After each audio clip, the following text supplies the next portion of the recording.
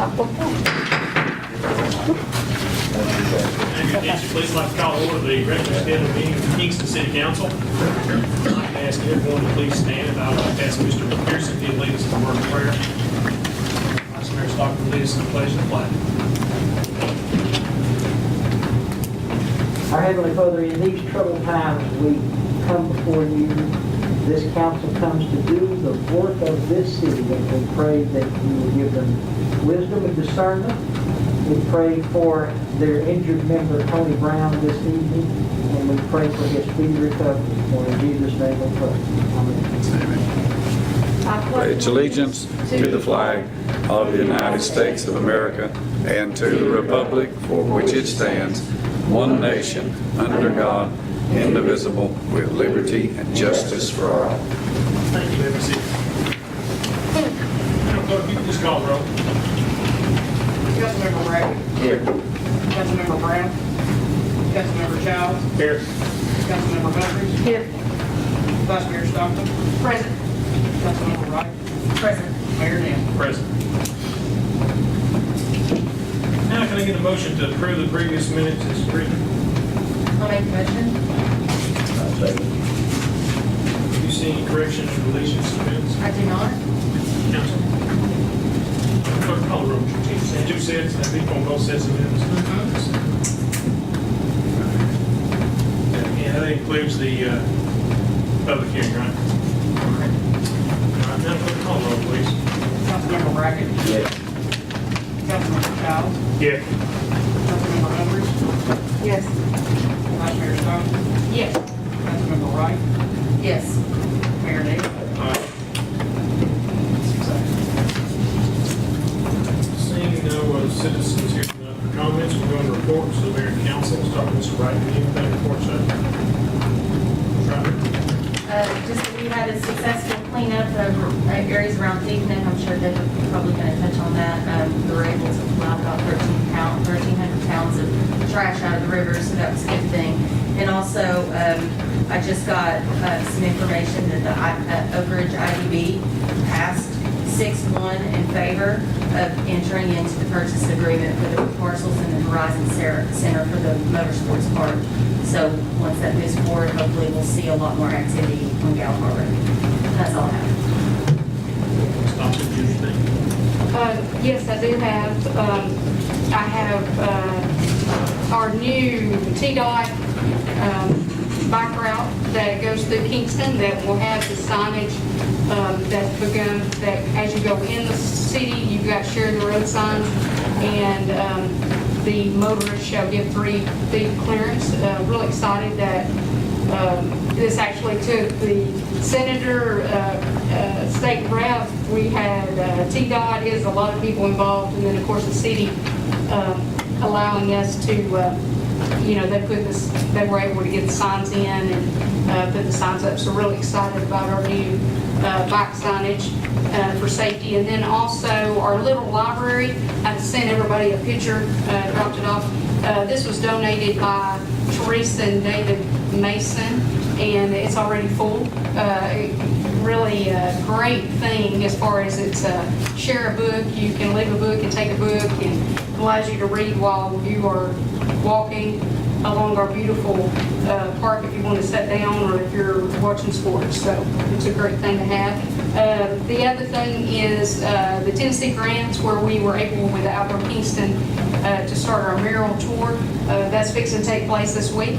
Super excited about how that's going to go. It's going to actually have a painted mural, but it's going to continue on with metal art. It'll have a mural tour that'll be virtual that you'll be able to have online. So really state-of-the-art type plan that's going to be able to happen. So excited about that. Mr. Childs, this number's your name. Just on the Park and Rec side, there was a wiffle ball tournament at Burgerfield last weekend that Chase said was very successful. The basketball court has been resealed and will be restriped in the coming weeks. Also, Park and Rec's been working closely with the high school girls soccer team. They've pressure washed and painted bleachers. And First Baptist Church is sponsoring a 5K this weekend at Southwest. That's it. so I'll turn it over to Mr. Bowman. Thank you, Mayor. A few things here in addition to what's in my written report. As you know, the Water and Wastewater Finance Board meets later this month, and after that point, we'll know definitively what action will be required and what, if any, impact it'll have on the general fund. Once we get that information, we'll be ready to move forward with finalizing the budget. We do need to get some direction from you guys on when you'd like to start the process and have our first budget meeting so we can be prepared to get you the information and get it scheduled ahead of time.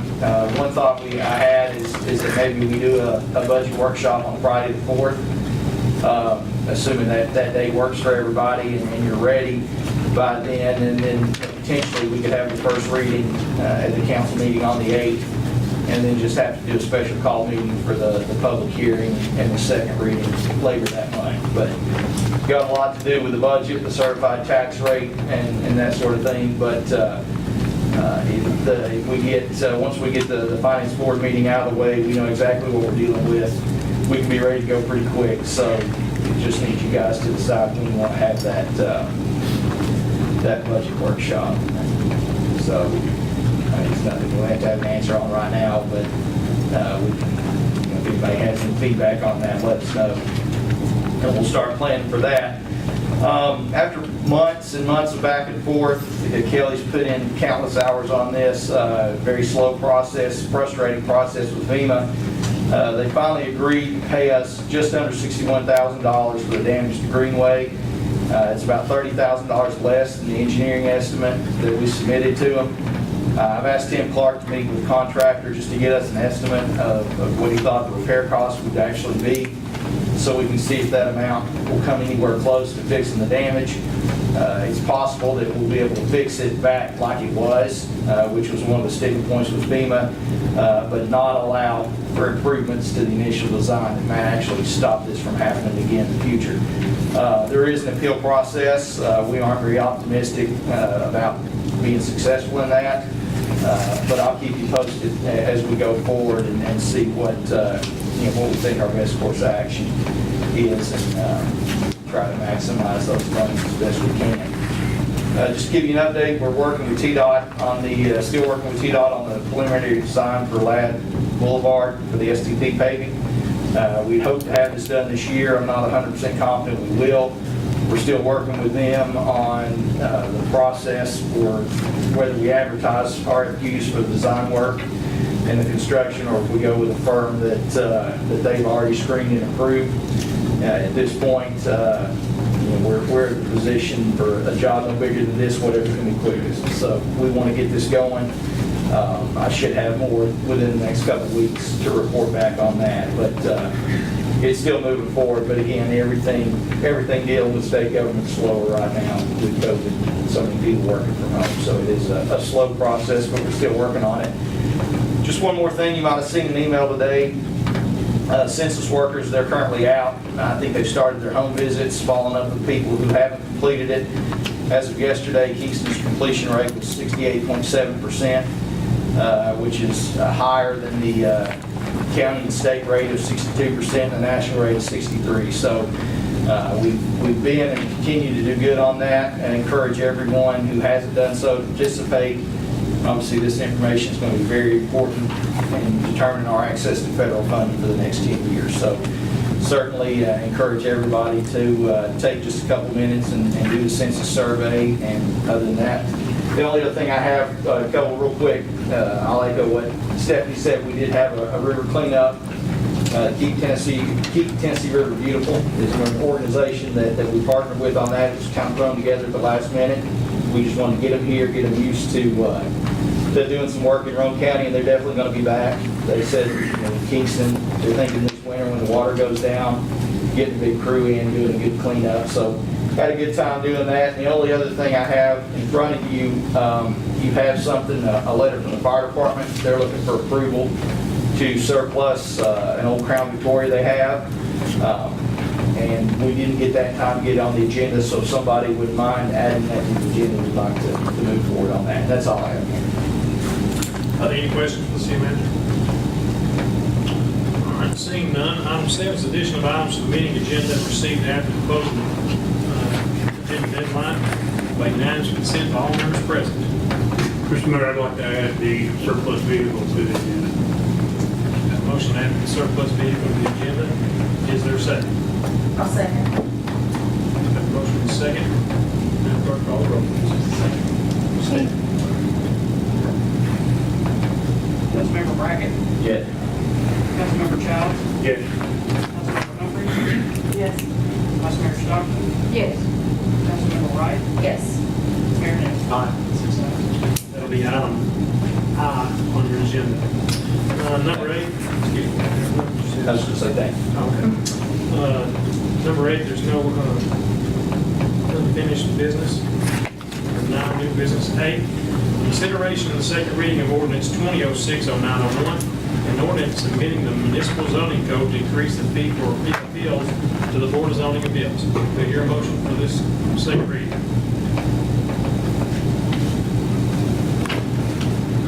I'll make the motion. Second. Motion by Ms. Wright, second by Ms. Stockton. Ms. Wright? Nothing, sir. Ms. Stockton? No. Council, comments? Madam Clerk, call the roll on that ordinance, please.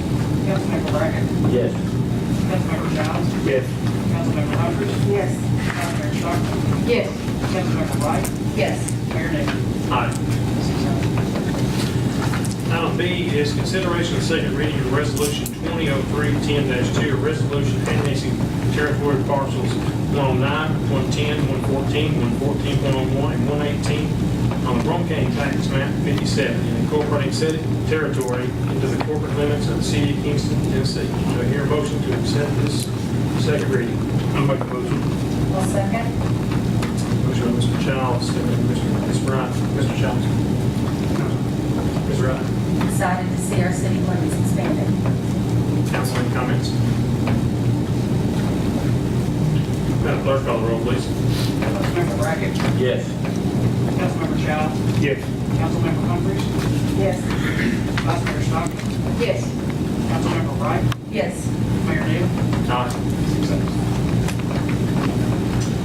Item C is consideration of second reading of resolution 2003-10-3, a resolution establishing a plan of services for annexation, resolution 2003-10-2 to the city of Kingston. This is putting our plan of services for the area just annexed. Do I hear a motion for this? I'll make the motion. Second. Motion by Ms. Wright, second by Ms. Stockton. Ms. Wright? Nothing, sir. Council.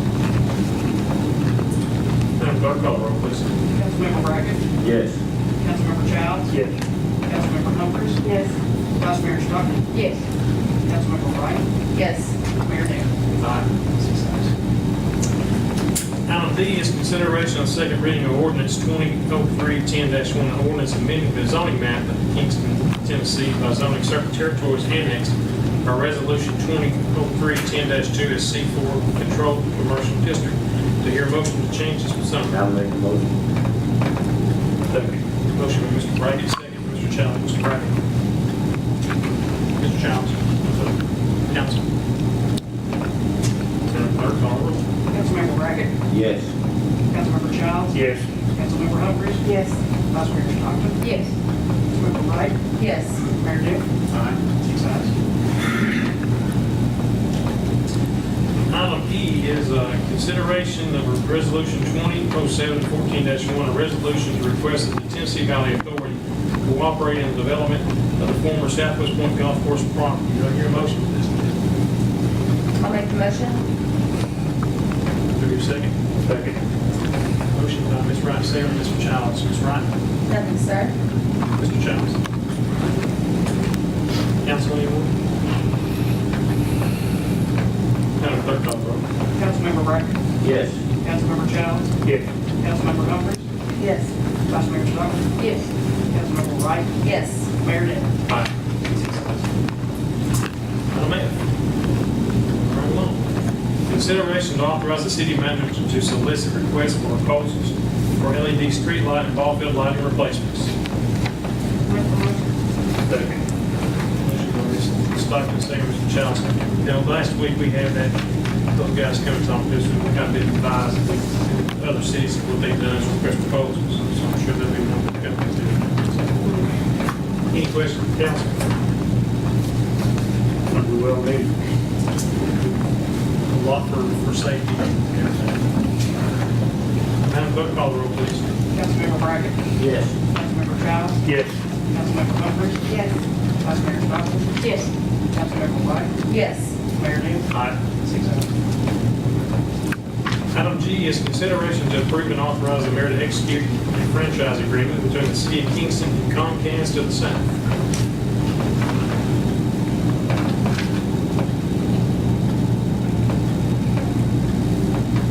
Is there a motion for this? I'll make the motion. Is there a second? Second. Motion by Mr. Bright, second by Mr. Bright. Ms. Wright, do you have anything? I don't. Mr. Bright? Council. Clerk, call the roll. Councilmember Brackett. Yes. Councilmember Childs. Yes. Councilmember Humphries. Yes. Vice Mayor Stockton. Yes. Councilmember White. Yes. Mayor Dale. Aye. 6 ayes. Item H, consideration and approval of Resolution 2008-11-1, a resolution authorizing the city of Kingston to join with Crum County in forming a community leadership team to forward the Tennessee River Line 652 vision under the program of the Tennessee River Town Partnership Guidelines. Do I hear a motion for this? I'll make the motion. Second. Motion by Ms. Wright, second by Ms. Stockton. Ms. Wright? So I think it's a great economic opportunity for Kingston. Council. Clerk, call the roll. Councilmember Brackett. Yes. Councilmember Childs. Yes. Councilmember Humphries. Yes. Vice Mayor Stockton. Yes. Councilmember White. Yes. Mayor Dale. Aye. 6 ayes. Now, the newly added agenda items, item H is approval to surplus 2008 Ford Crown Victoria. Motion. Second. Mr. Childs, second, Mr. Childs. Ready to give money with it. Anything else, council? Madam Clerk, call the roll, please. Councilmember Brackett. Yes. Councilmember Childs. Yes. Councilmember Humphries. Yes. Vice Mayor Stockton. Yes. Councilmember White. Yes. Mayor Dale. Aye. 6 ayes. That being the last item on the agenda, this meeting's adjourned. We're going to the regular meeting of the Kingston Beer Board. Madam Clerk, you call the roll for the beer board, please. Member Brackett. Here. Member Brown. Member Childs. Present. Member Humphries. Present. Vice Mayor Stockton. Present. Member Wright. Present. Chairman Dale. Present. To hear a motion to approve the previous minutes as written.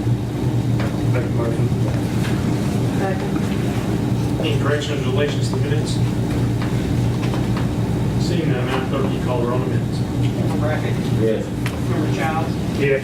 Member Humphries. Yes. Vice Chair Stockton. Yes. Member Wright. Yes. Chairman Dale. Aye. No business comes before the beer board tonight. This meeting is adjourned. Now we're going to call the regular meeting of the Kingston Water Board. Madam Clerk, please call the roll. Member Brackett. Here. Member Childs. Present. Member Humphries. Present. Vice Chair Stockton. Present. Member Wright. Present. Chairman Dale. Present. Do I hear a motion to approve the previous minutes as written? I'll make the motion. Second. Do you see any corrections or deletions to the minutes? I do not. Madam Clerk, call the roll on the previous minutes. Member Brackett. Yes. Member Childs. Yes. Member Humphries. Yes. Vice Chair Stockton. Yes. Member Wright. Yes. Chair Dale. Aye. 6 ayes. Anyone wishing for citizens' comments tonight, I don't see any. So now we're going to your report, Mr. Utility Director. Just a couple things, Mr. Chairman, in addition to my written report. As I mentioned earlier, the Water Wastewater Financing Board will be meeting on the 27th at 10 o'clock that morning to review our rate study and the actions that we propose to meet their orders. After several conversations with the Comptroller's Office, their staff were fairly confident that we've addressed their concerns and hopefully submitted something that they'll support so we can move forward. Obviously, due to COVID, we won't be able to attend that meeting, but it is possible that it will either be live streamed or that there'll be some sort of call-in so we can at least listen. And when I have a definitive answer on that, I'll let you know in case any of you have an interest in participating in that. I also just want to let you know, in case any of you are asked, that we have given the Grove Church their estimate. I'm sure you've seen that their groundwork is well underway. We have given them their estimate. We're delayed in starting that work until we get approval from TDOT to bore into the highway. So we have communicated that with the church, but just in case any of you get calls, we've submitted the application, but we can't proceed until we have that back. So as soon as we get that, we'll be ready to go, and that's all I have, unless you have any questions. Are there any questions for the utility director? We'll go into new business. Consideration of approval to runoff water accounts 009-3220-04, 012-003-872-01, and 007-003190-20. Do you hear a motion to run off these water accounts? Make the motion. Second. Motion by Member Childs, second by Member Thompson. Comments from the Childs? Members? Then call the roll on the run-off of those water accounts. Member Brackett. Yes. Member Childs. Yes. Member Humphries. Yes. Vice Chair Stockton. Yes. Member White. Yes. Chairman Nate. Is there anything else that comes from the water board tonight? Meeting adjourned.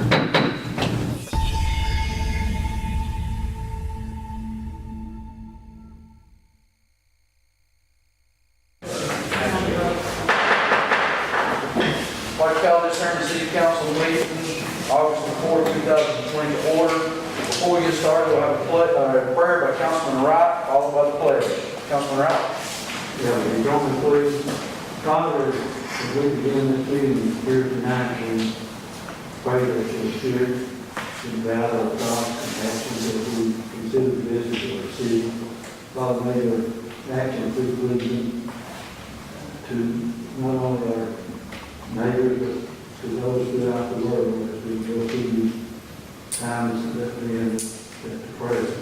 Lord, so many people are suffering, and we pray that your spirit would give them comfort from all that's happening across the world.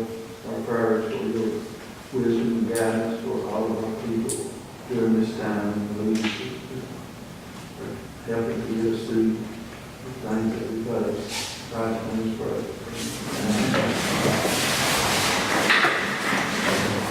Pledge allegiance to the flag of the United States of America and to the republic for which it stands, one nation, under God, indivisible, with liberty and justice for all.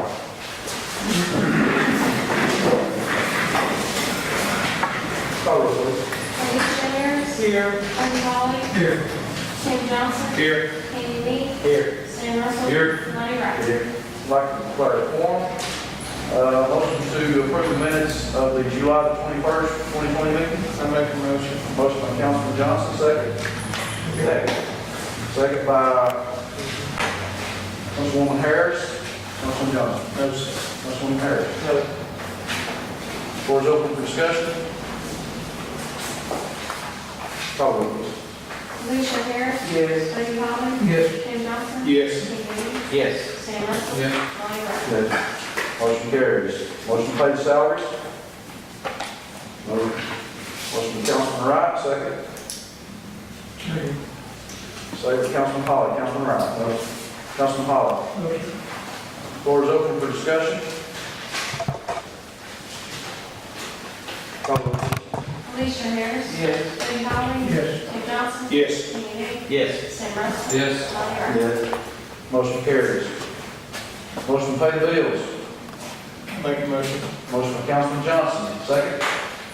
Second. Second, Councilwoman Harris. Councilman Johnson. No, sir. Councilwoman Harris. No.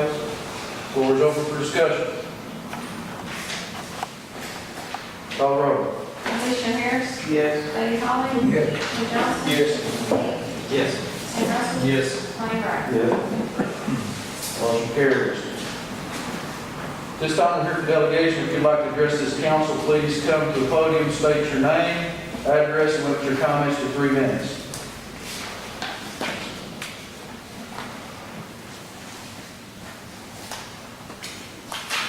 All right. We'll move into reports. Harriman, you Introduce us to the board.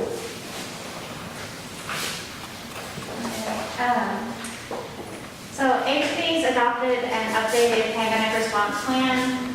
We're actively trying to balance the CDC recommendations for the COVID-19 exposure, testing, self-isolation, et cetera, while maintaining our utilities, providing quality customer services.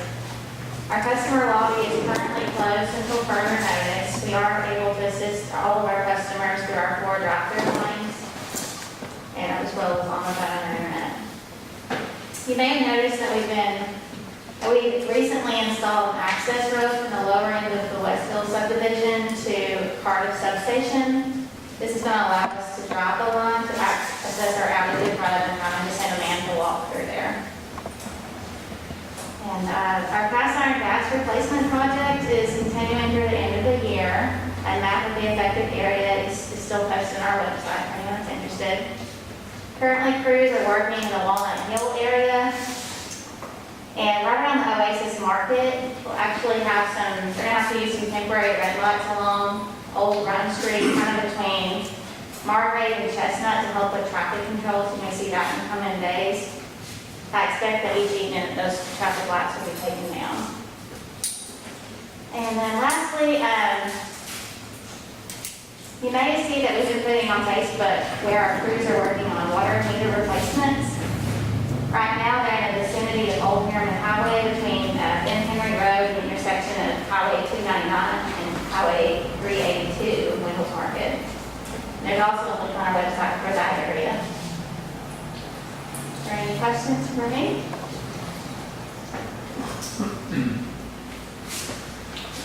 Thank you. Thank you. Public Works. Thank you, Mayor. It's been a long time. This is just a little bit of what we've done since last time we met. So we put a tile in on Brazil Street. It's a 10-foot tile for down Pat Span Drive, put curb in on Lincoln Street, Green Street, West Hills Drive, Ford Avenue, Jasper Alley, and Elliott Street. Worked on getting playground ready to put him down the road at Riverfront. I think we had 2 or 3 days there. Worked taking down playground equipment at the community center, get ready for the splash pad. Worked taking down playground equipment at Triangle Park from the new playground there. Cleaned up 2 trees off the golf course, 2 big trees. Cleaned ditches onto Highway and Garrett Street. Cut trees down on Flint Street, we're taking that topsoil community center.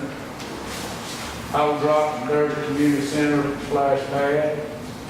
Patched in front of National Guard Armory where it can be out real bad. At the city park there, in the city at. And so we had some trees that fall on the road and some of the storms, we picked it up. And we're still chipping and loading tons of brush and keep trying to keep the median brush in the city property. And there's more we've done. I've been on the period I didn't write everything. We've been good. Do you know when we're starting paving? No, it's right on. Have we bid it out, correct? Everything's bidded out. I reckon we're waiting on the budget to pass. Okay. Anybody have anything for Ms. Lane? Thanks, Sean.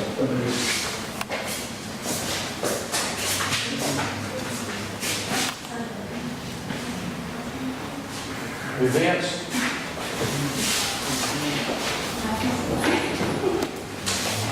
Mayor, Council, thank you. I put on the packet on everyone's desk today some of the stuff that Tasha with Park and Recs and myself have been working on. Let you know, first of all, after consultation with the mayor and the city manager, due to the issues and limitations with COVID-19, we went ahead and canceled the rate for Harriman this year. A lot of people know as much as I've been involved, and I know Kenyon and Mudphy, we've been involved for several years with the rate for Harriman, and a lot of us do a lot of time and heart and effort into the rate for Harriman. It's an all-year planning event, so with uncertainty, everything that's going on this year, we thought it was in the best interest for the safety of not only the public, but also our staff and volunteers to go ahead and postpone that this year. The governor's emergency order set to expire on August 29th, just a few days before our events take place. And it'd be hard for us to put a plan of action into place that, if he extends the emergency order or if he extends it or even changes, it's going to be hard to safeguard against our staff members, employees, and the public. So regrettably, as most of y'all know, it was a hard decision for us not to be able to go forward for Harriman, but we went ahead and postponed that for this year.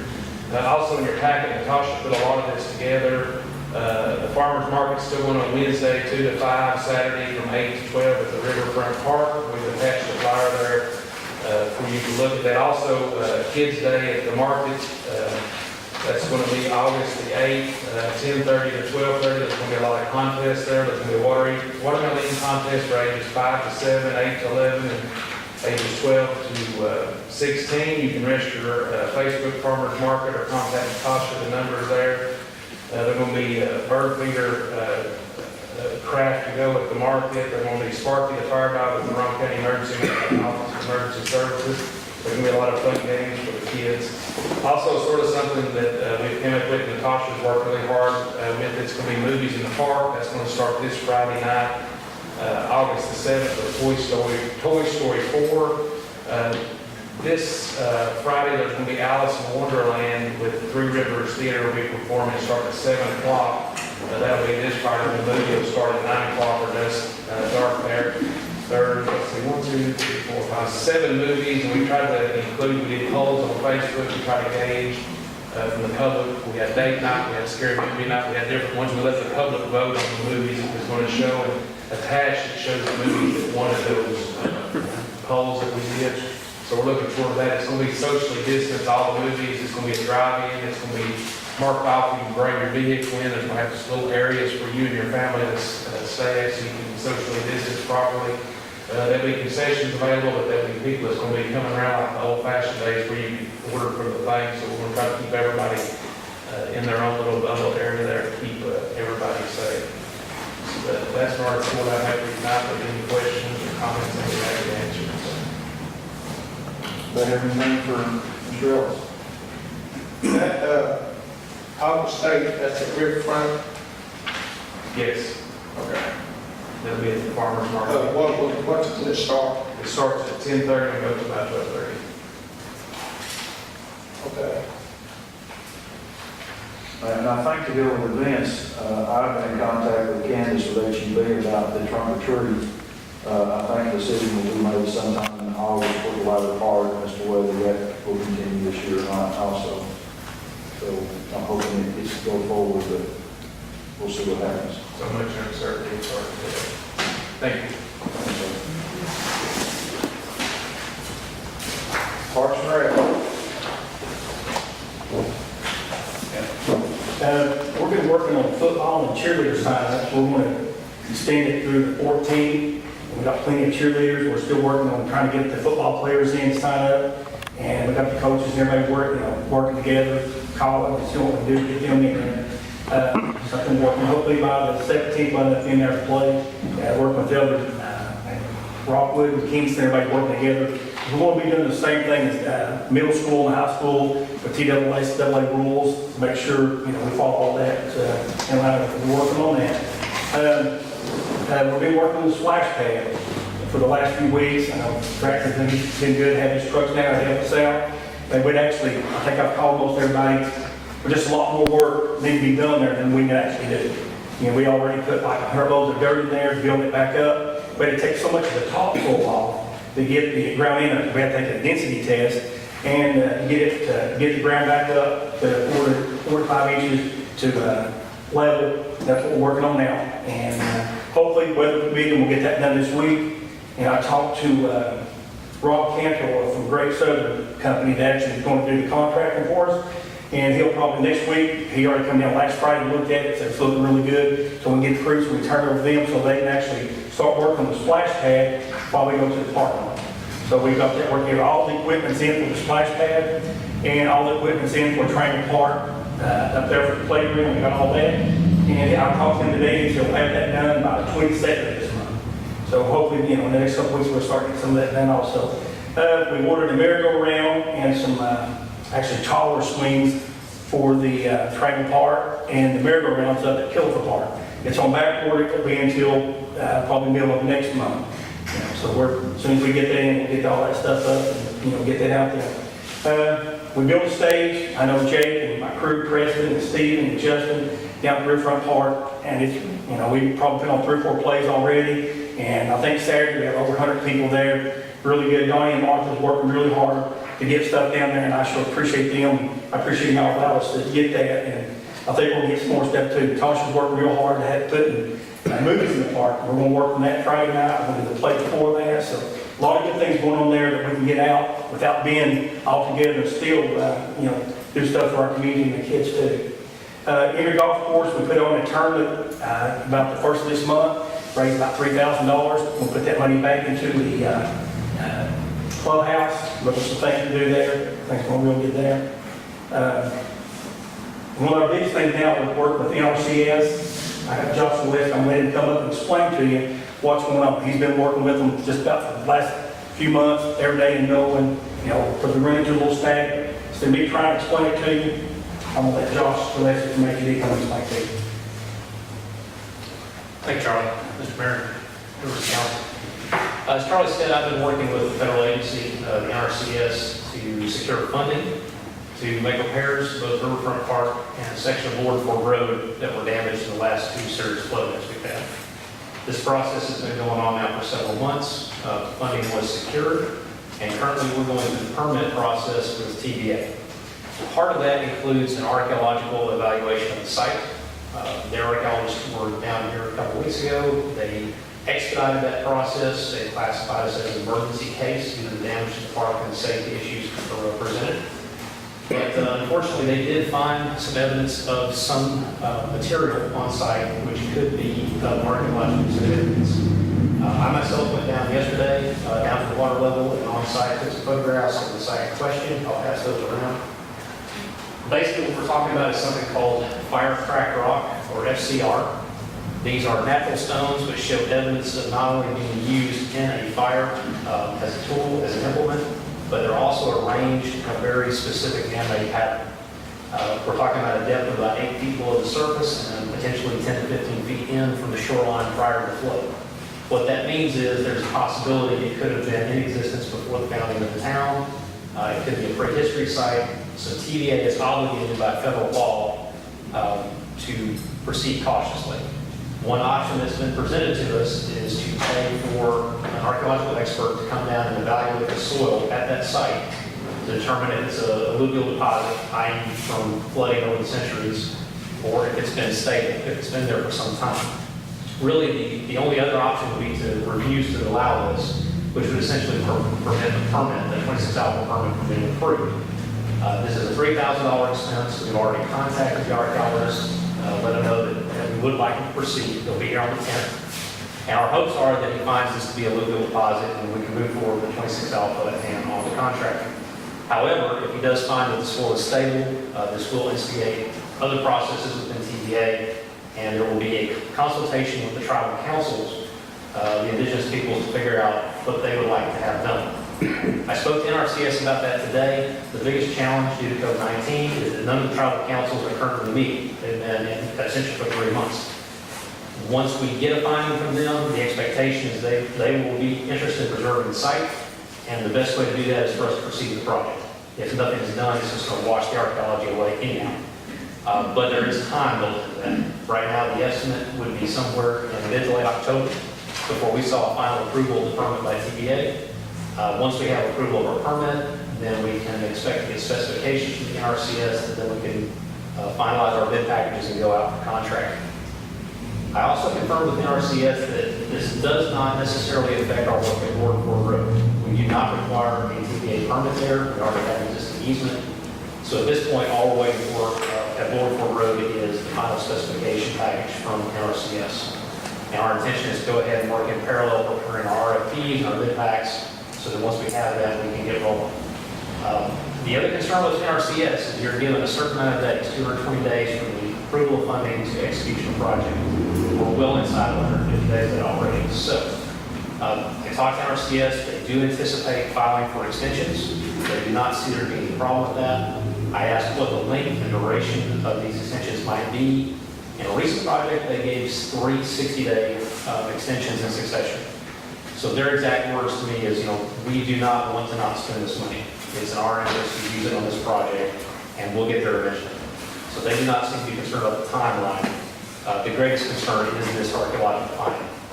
Prior to going down and looking at the site myself, I was fairly confident it was going to be either very ambiguous or very vague.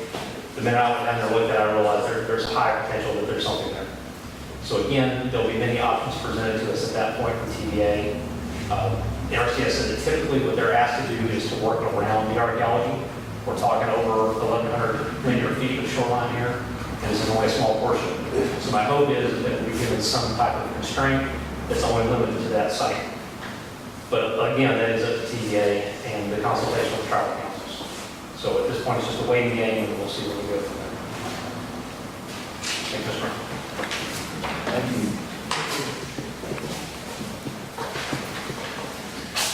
Any more questions, any questions for me?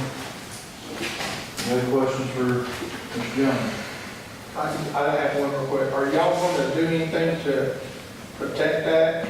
Like, so nobody don't get down there and mess with it while we're waiting on that results? Because I don't know if they can get to it, but you don't ever know. If somebody knows it's there, they might go there and mess with it.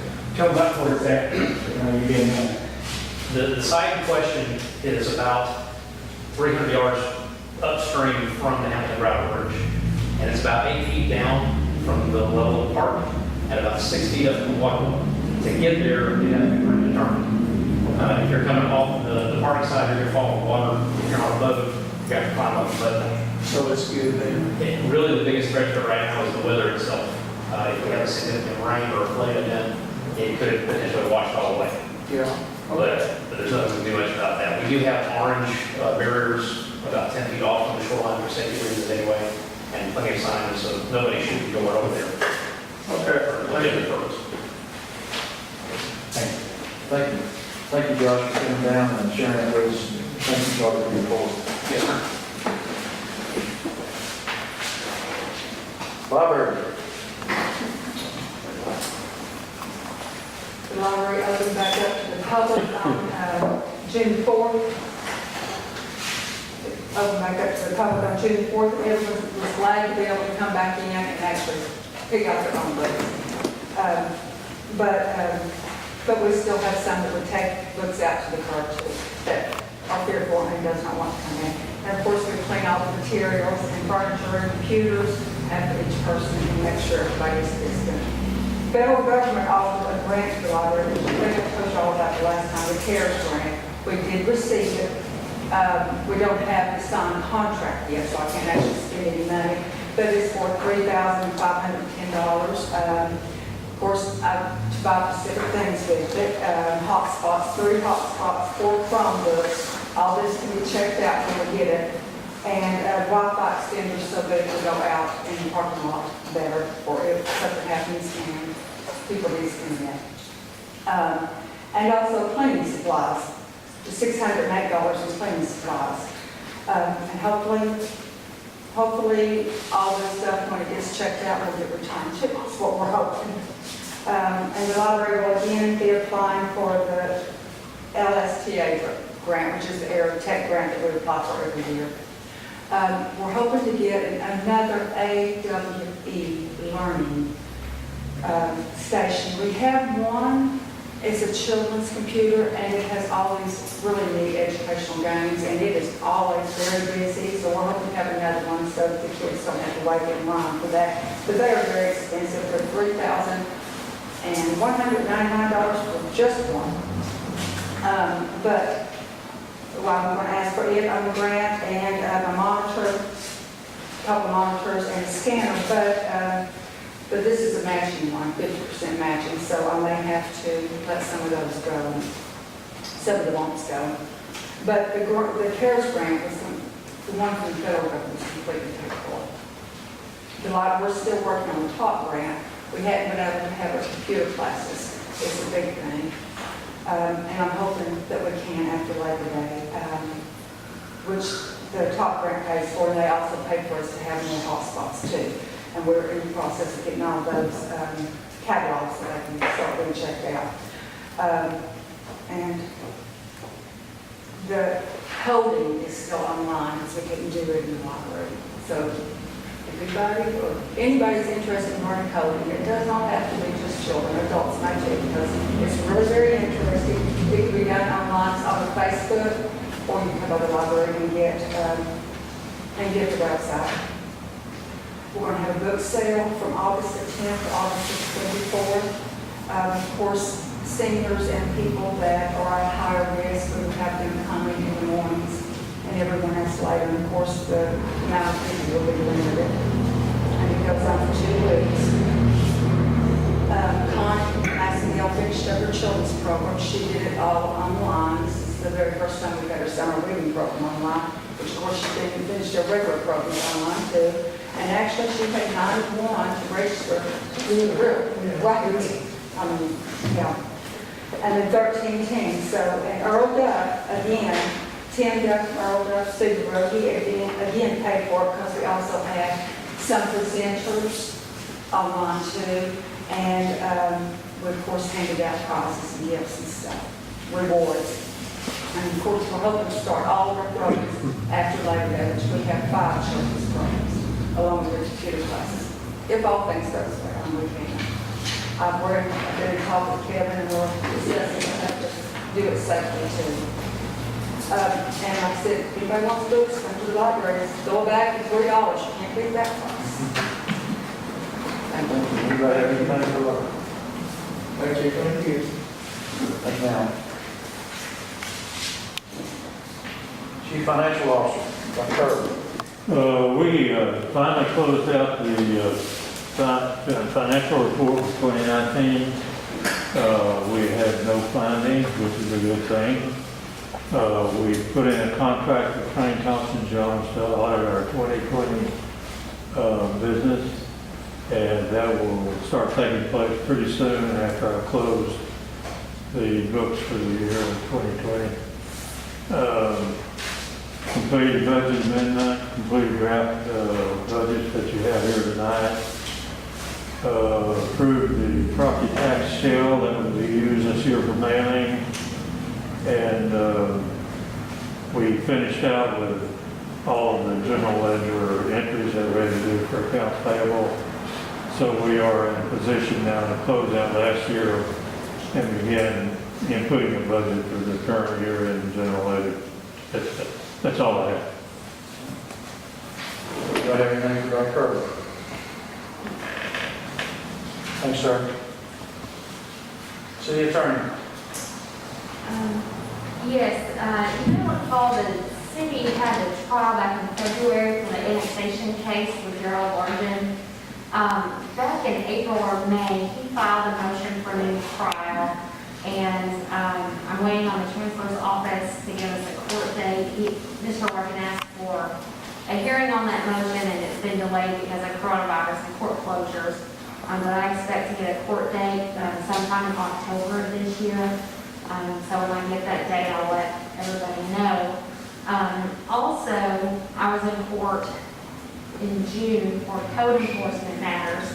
And one of our cases regarding 509 Rome Street, the Chancellor ordered the parties to demolish that property and clean it up within 30 days from that order. So I got that order signed a couple weeks ago. And so we should see some cleanup, hopefully the next 30 days or a couple weeks on that property. If not, the city does have the authority to go in and do the cleanup ourselves if it comes to that. So I'll keep in contact with code enforcement and see what the progress is there. Everyone on council and some of the department heads should also receive an email today about 1208 and 1212 Rome Street. That's another matter we've been working on with code enforcement that's pending in Chancery Court. So I've been in contact with the defense counsel on that case and the city manager, and we're trying to work out a meeting, or I think it's going to have to be a workshop with public notice. It's just taken some time in the last couple of months with coronavirus delays and concerns. And the fact we have about 15 people we have to try and coordinate to meet and discuss this matter. So if council and everyone could look at your calendars, hopefully August 28th seems to be a good date for the engineer in particular that wants to come and address council to figure out what the plan is for repair, construction, cost, the shared cost of repair, if any. It's just a big matter that's been ongoing for several years, so if we can try to get that scheduled, let me know, and I can set it up, and we'll do the public notice, that we need to do for our workshop, just to get that addressed so we can move forward.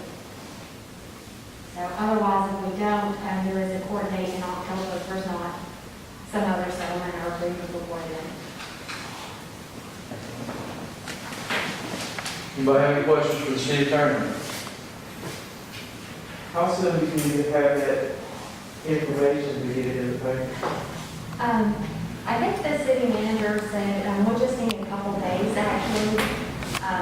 The state statutes aren't very clear on like a specific amount of time. But if we have 2 or 3 days, and this is the beginning of the month, so if we can get it scheduled this week or next, we'll have plenty of time to put a notice out there, put it on the calendar.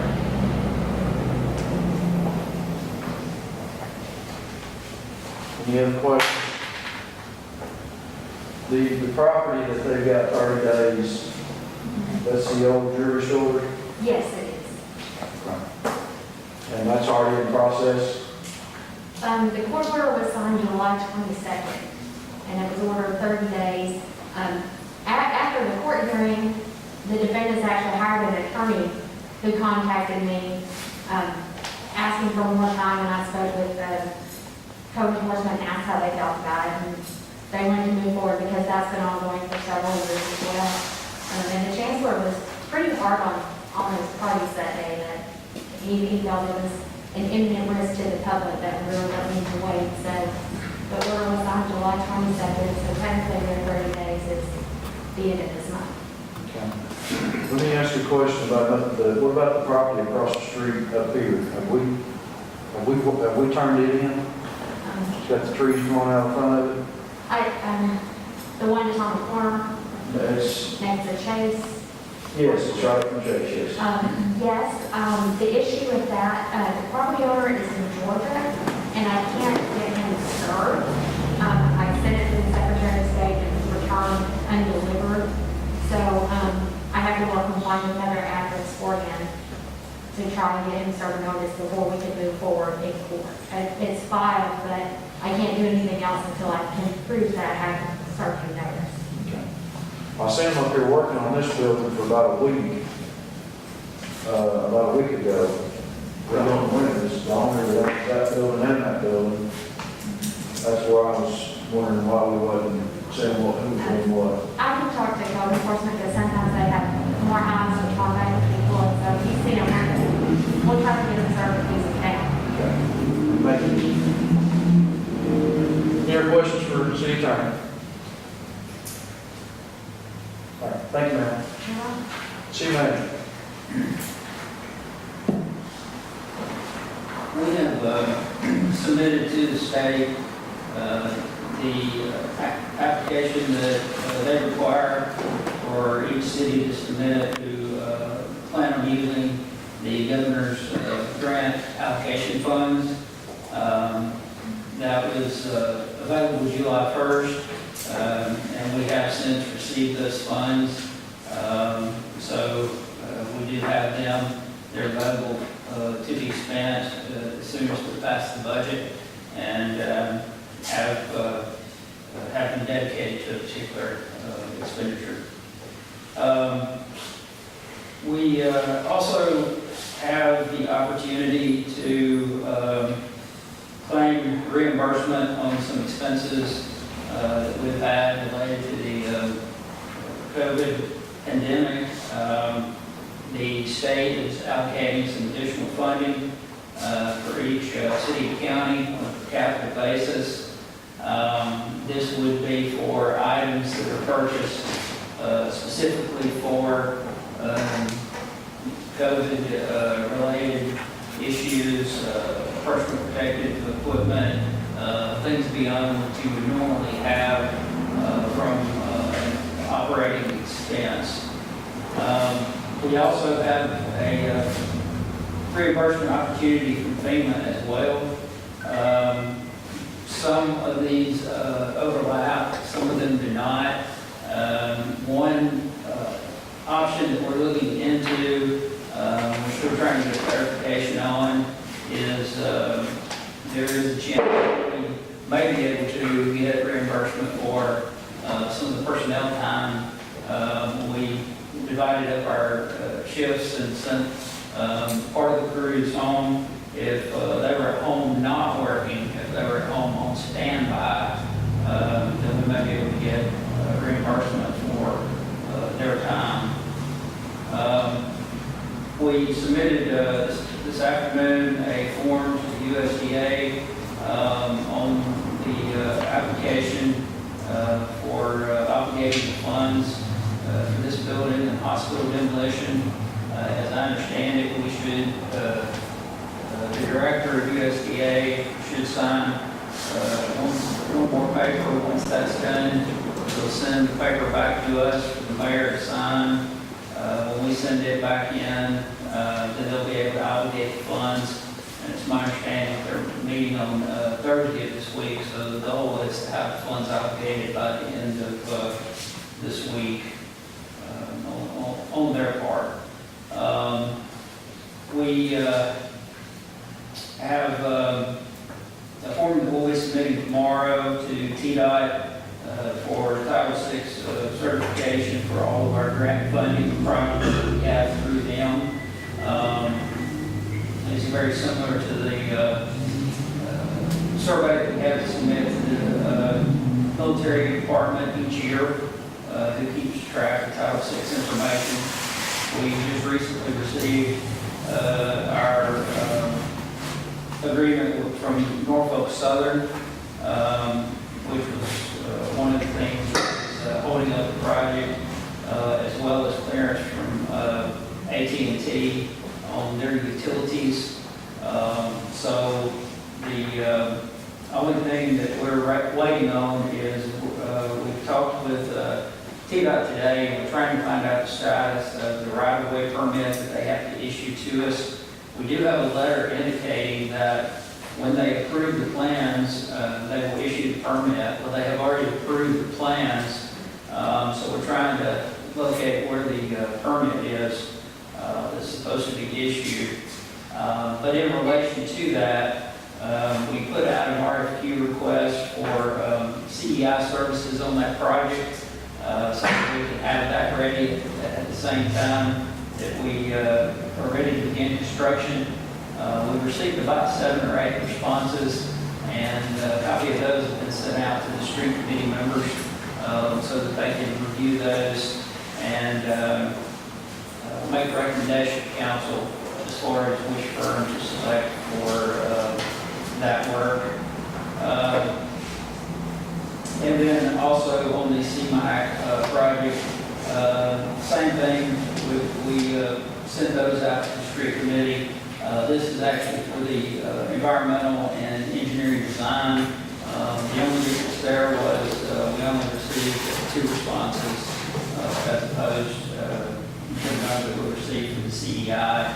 But I think that's because not as many firms do that type of work, where just about every firm does CEI.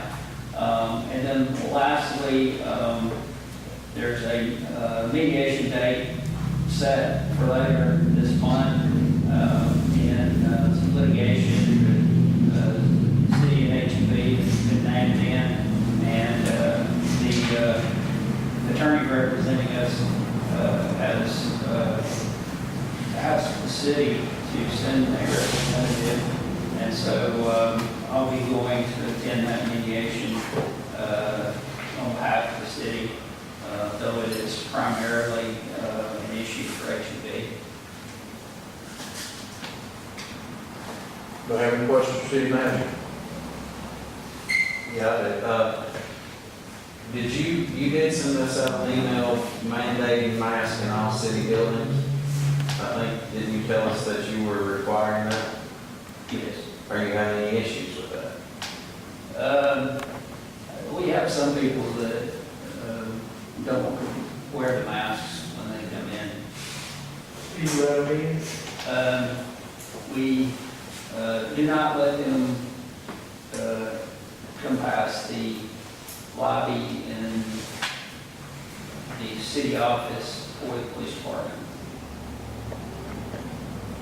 I would suggest that maybe you get with Allison, and if you could let us know, and even whoever the enforcer is, the police chief, so we can let all people, whether it's department heads or citizens or council members or media, let them know how it's enforceable, with how we determine if people are 2 years old or less, or if they follow the CDC guidelines.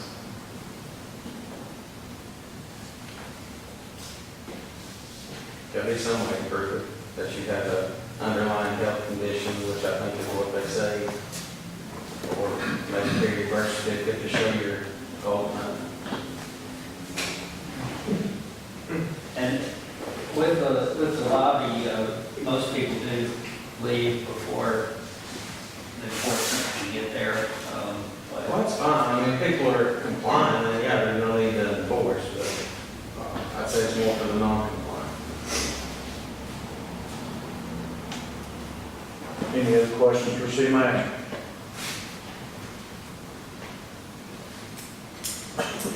Thank you, sir. This time we'll go into old business.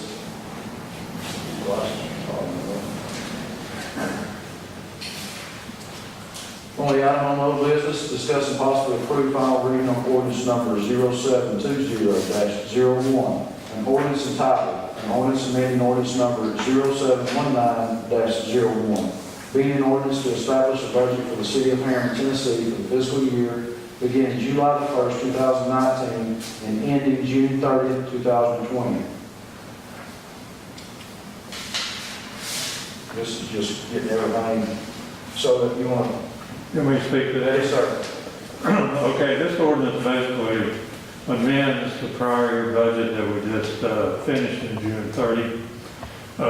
Basically, the introductory language here says that we can do it and that we can do it without having to impose any additional tax. What we are doing here is actually reallocating in the budget line items monies in order to cover some overages that occurred with monies that were not required in other line items. So if you look on the first page, you see the general fund items that need to be increased. Running down that page over into the second page, those line items total $247,557.28. The solid waste management fund had some reallocations necessary that totaled $5,480.82. This is a little different than the first reading where we had some typos, as I recall telling you, and that has been corrected. If you turn over to page 3, you will see the line items in the city budget that need to be decreased in order to cover those overages that we just mentioned. And you'll see at the bottom of those line items, that runs all the way down page 3 and over to page 4, the bottom of which you'll see is exactly the same amount we need to cover the overages of $247,557.28. Solid Waste Management Fund, the collection fees were adjusted to take care of the changes that we made under the increases. Section 2 says it's unlawful for the mayor or city council to has control of funds of the city to overspend and in any way disperse said funds other than set out in the budget ordinance. And section 3 says that any portion of this ordinance that's invalid shall not affect the other parts. Section 4 says that the ordinance shall take effect from an act of its passage and publication, public welfare requiring it. It was passed on first reading the 21st day of July 2020, and there is an approval line item for passed on second and final reading on this day, 4th of August 2020. Wayne Vance, Mayor, Reese Beard, City Clerk. Motion to approve. Motion. Motion by Councilman Wright, second by Councilman Johnson. Councilman Wright. Motion. Councilman Johnson. Yes, sir. Floor is open for discussion. Thank you, sir, for responding. Call roll, please. Lee Harris. Yes. Buddy Holly. Yes. Tim Johnson. Yes. Kenny Me. Yes. Sam Russell. Yes. Lonnie Wright. Yes. Motion carries. Next item, new business. First item, discuss and possibly approve on first reading ordinance number 0820-01. An ordinance entitled, an ordinance of the City of Harriman, Tennessee adopting the annual budget and tax rate for the fiscal year beginning July the 1st, 2020 and ending June 30th, 2021. As you all will see, you've got a copy, I think everybody got a copy of the budget sent to their house or delivered to their house Thursday evening. The reason this was put on here was to try to get past the first reading, knowing that there will be some changes maybe coming after the workshop and before we do the second reading. So I just want everybody to know, if you pass the first reading, there will be some changes maybe made before the second reading, if council sees some things need to be changed. Tonight, after the council meeting, there will be a workshop. It's up to council whether you want to pass it now or you want to do workshops and then pass it later. We've got to get the tax rate set sometime, so I think that's one of the things that we're looking at. Well, the workshop is just for the budget. There's three things on the workshop, I think. Work the budget on. The budget's on, yes. I'll rather wait, we have the potential to have 3 new council members on, so I would think we would maybe pass it next meeting, the first reading, and then make sure whoever the council members are Friday, let's get them a copy of the budget. Because I've been going through it, and I've got some questions, and I don't know if we want to go through them all here or wait till the workshop. If they have a copy of the budget, and then they're the ones that have been living with it for a year, so it's just not. I agree with Ken to give the new people opportunity to have some input on it. So is council's will to hold off on the next meeting, we'll have a workshop tonight, and then wait till the next meeting to approve the first reading, the second reading would be approved underneath the new council. Is that what you're? That's what that's up to. Is council okay with that? So we would have the budget ready for the second reading to be approved the first meeting in August. No, we're in August, September. Okay.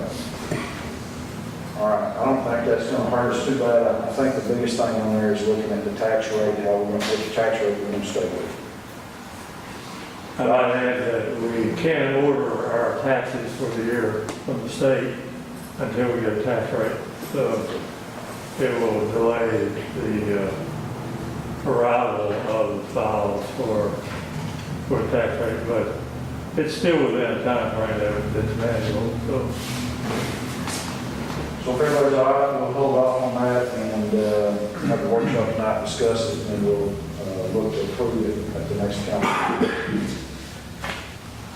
Next item, discuss and possibly approve ad hoc committee to study whether voting rights in municipality elections should be extended to non-residents, property owners within the city of Harriman.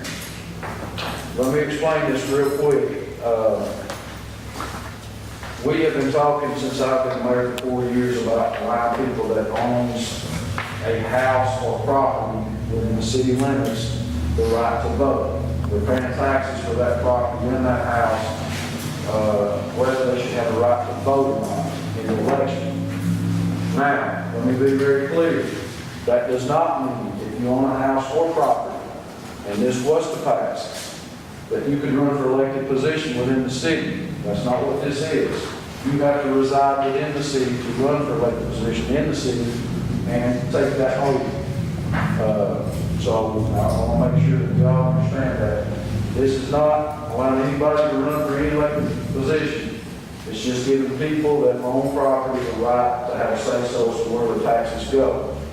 I've had mixed feelings about it, but, you know, I also look at it that it's sometimes you look at it as taxation without representation.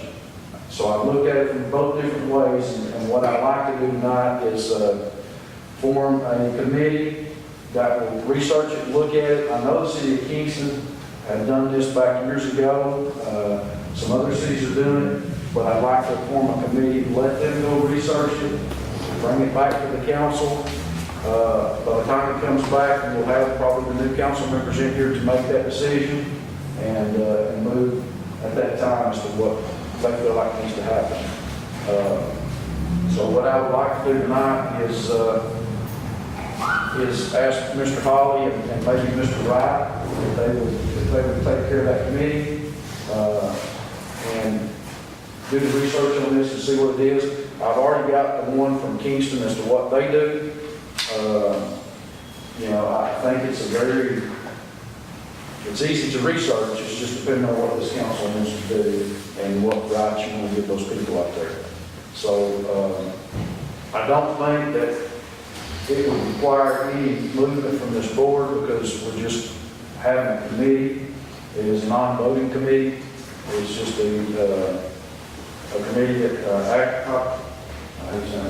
that get together and talk about it and then bring it back before this board. Does that sound right? I don't think we have to vote on that, do we? I agree, that would be a big deal, because, I mean, you're discussing property owners, also business owners would like that opportunity. Doesn't matter what size property they have, if it's an LLC or a group partnership thing, who gets to vote. I mean, there's a lot to it. And I think it comes down to, if you own a business, do you own the property, or do you just own the business? And who has the right and don't have the right? Do you have to own the property, or can you just own the business and bet the vote? And I think the way that I read most of them, you're required to own property, real estate, not a business, but real estate. So, and then that could be juggled. So I think that it's something that we need to look into, research, and then think long and hard before we make a decision. But there again, I feel like the people, you know, They do. I mean, it's kind of like the charter change. When we opened it up where department head didn't have to live in the city, and I mean, it opens up a lot of stuff. well, maybe it will change our elections from having about 900 votes to maybe a lot more people involved in voting. Maybe we'll get some more people out interested in voting. Yeah, but then again, you also look at voters, all they do is look at the election commission. They just look at where you say you're registered. They don't go out and research and ask for a HED bill or a Comcast bill or anything like that. They just look at if you say you're registered to vote here, then they're like, okay, you're good. So, And that leads to a question I'd like to have our city attorney look into. If somebody runs for a political position, or if somebody votes in the city but doesn't live in the city, whose job is it to check to make sure that that's legit? Is it, you know, I talked to the election commission last week about the scenario. They said it's not their job to police where people live. I understand that it goes to the DA to look into it for election fraud or whatever, but is it in any way the city's responsibility to get involved in that? And if you look into that and send us all out something to let us know, so we know what steps, if anything like that ever happens, what we would do.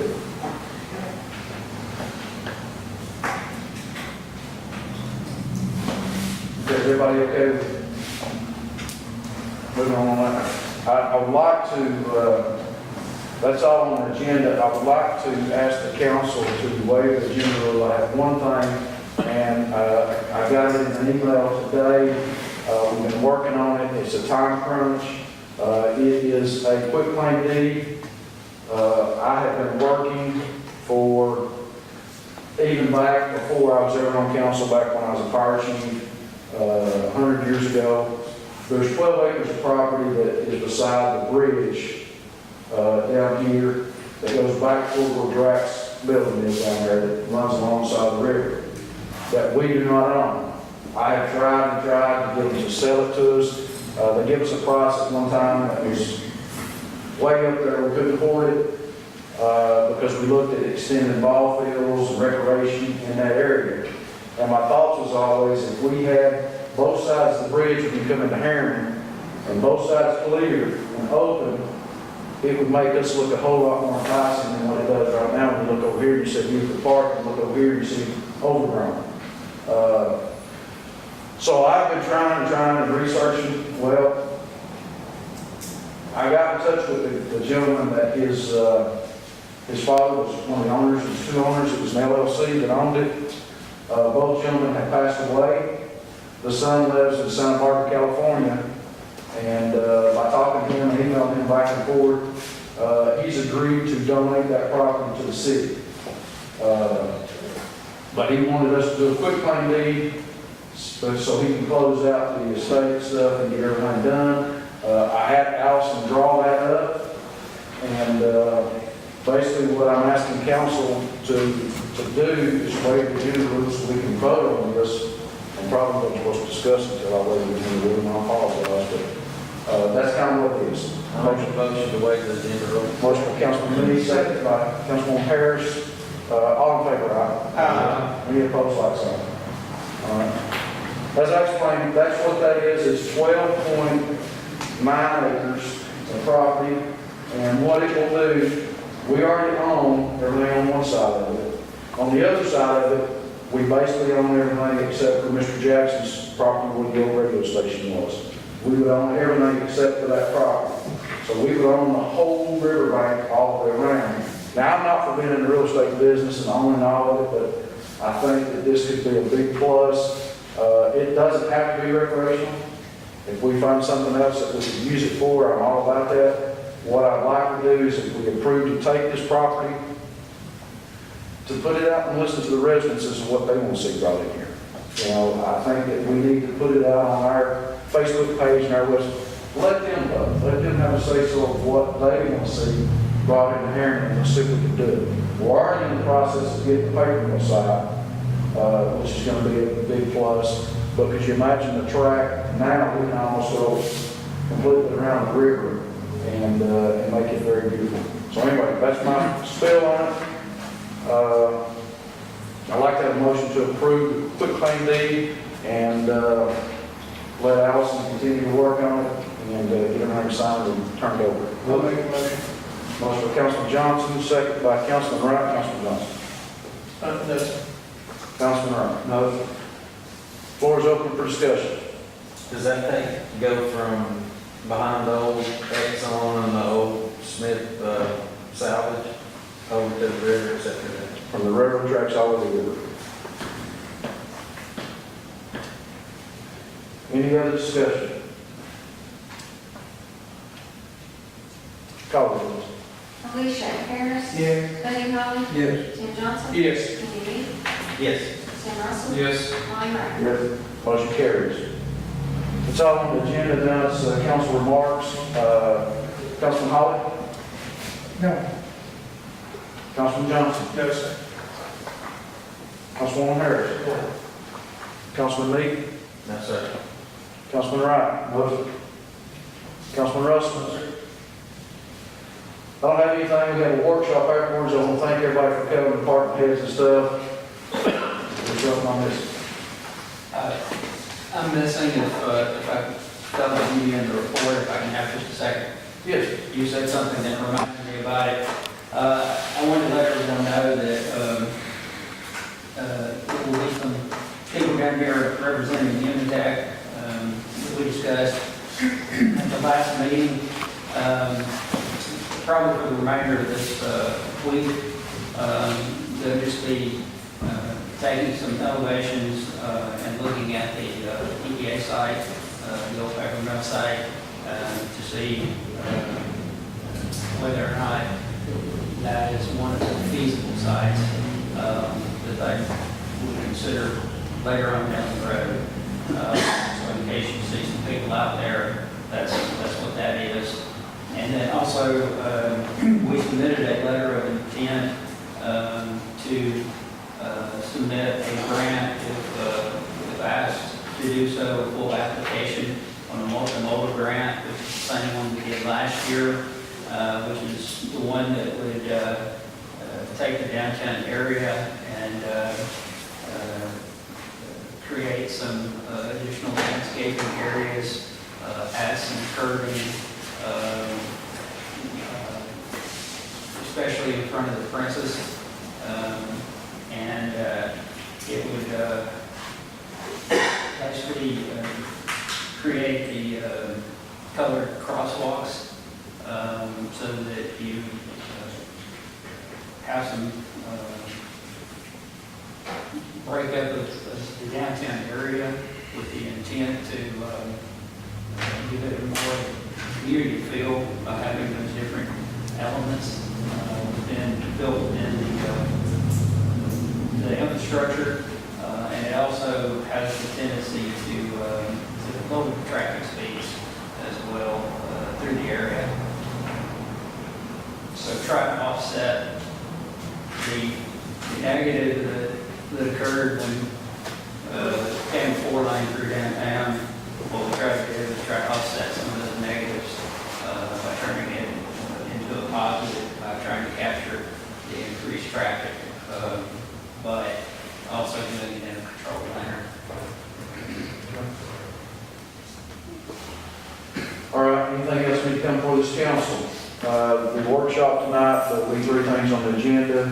Department heads, we'll be discussing the budget, so I would suggest most of y'all stay around at least through the budget session. And we'll move as quickly as we can, because I think all 3 subjects that we're going to discuss tonight is going to be probably take a little time. So you can take about a 2-minute break, and then we'll get started on the workshop. Oh, motion to adjourn. All in favor, aye? Any opposed, right sign.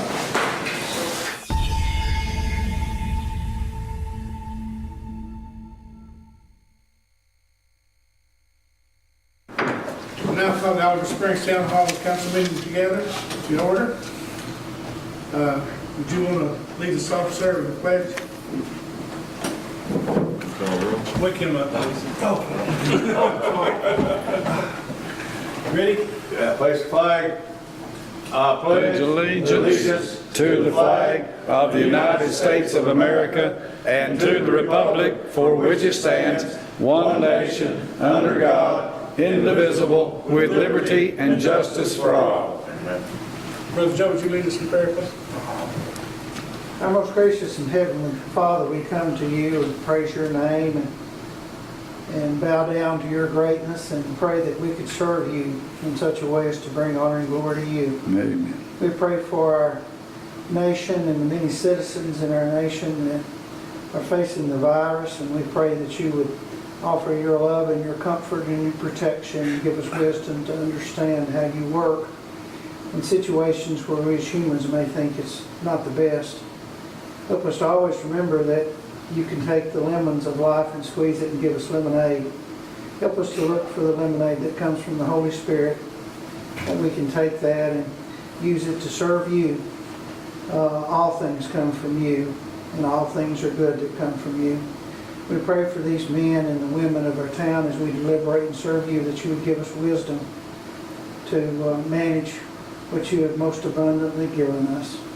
We pray for our servicemen and women abroad, and we pray for our nation with the conflict we see in all the cities and counties where folks are upset for various reasons and even becoming violent. We pray that the Holy Spirit would be invited by these folks, these many folks, into their hearts, that they could understand how you work and how that your Holy Spirit can soothe the differences between these angry people. We ask all these things in thy Son's name. Amen.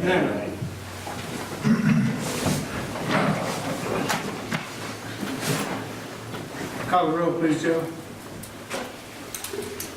Robert Miller, Here. Jeff Bass. Here. Kenny Brown, Jason Stiltner, Here. Terry Holland, Here. Don Schilling. Here.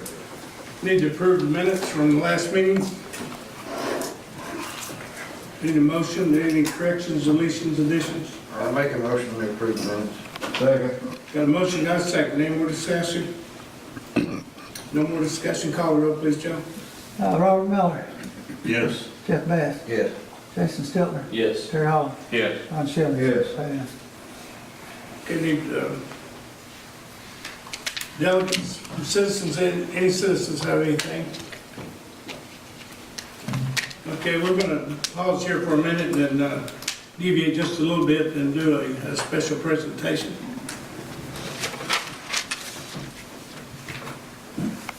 For this, I got to put on a jacket, I'm sorry, be a second.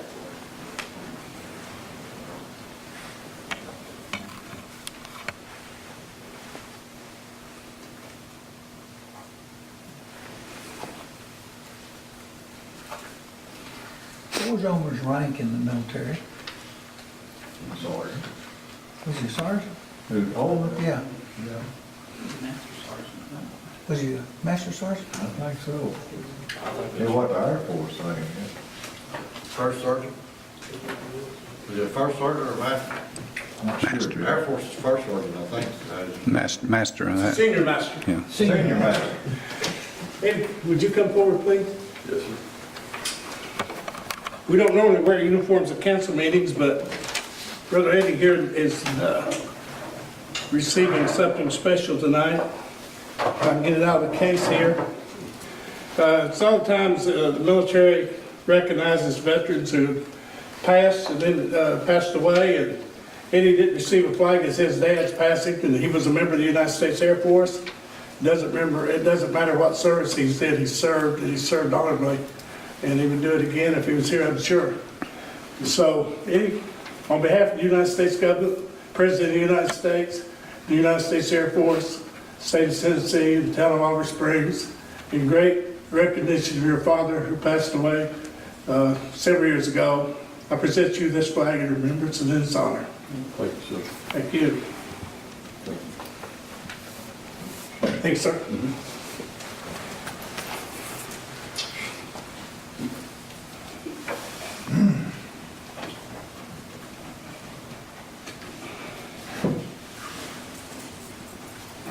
Get the chair right here.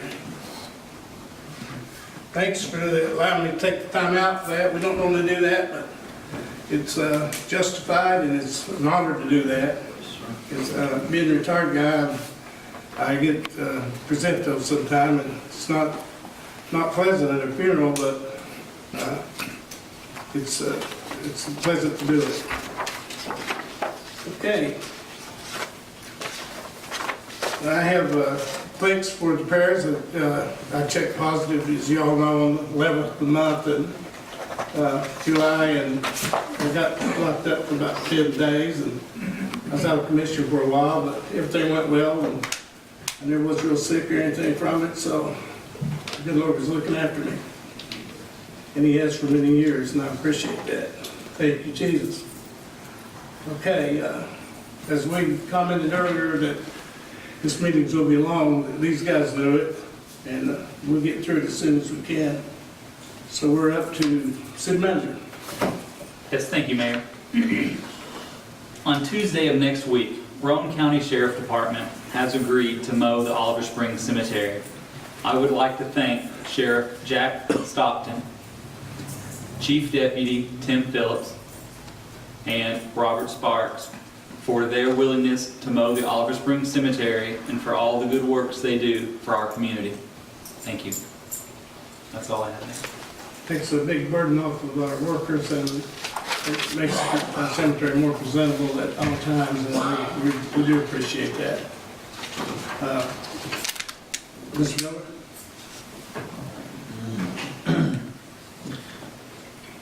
I've got nothing at this time, sir.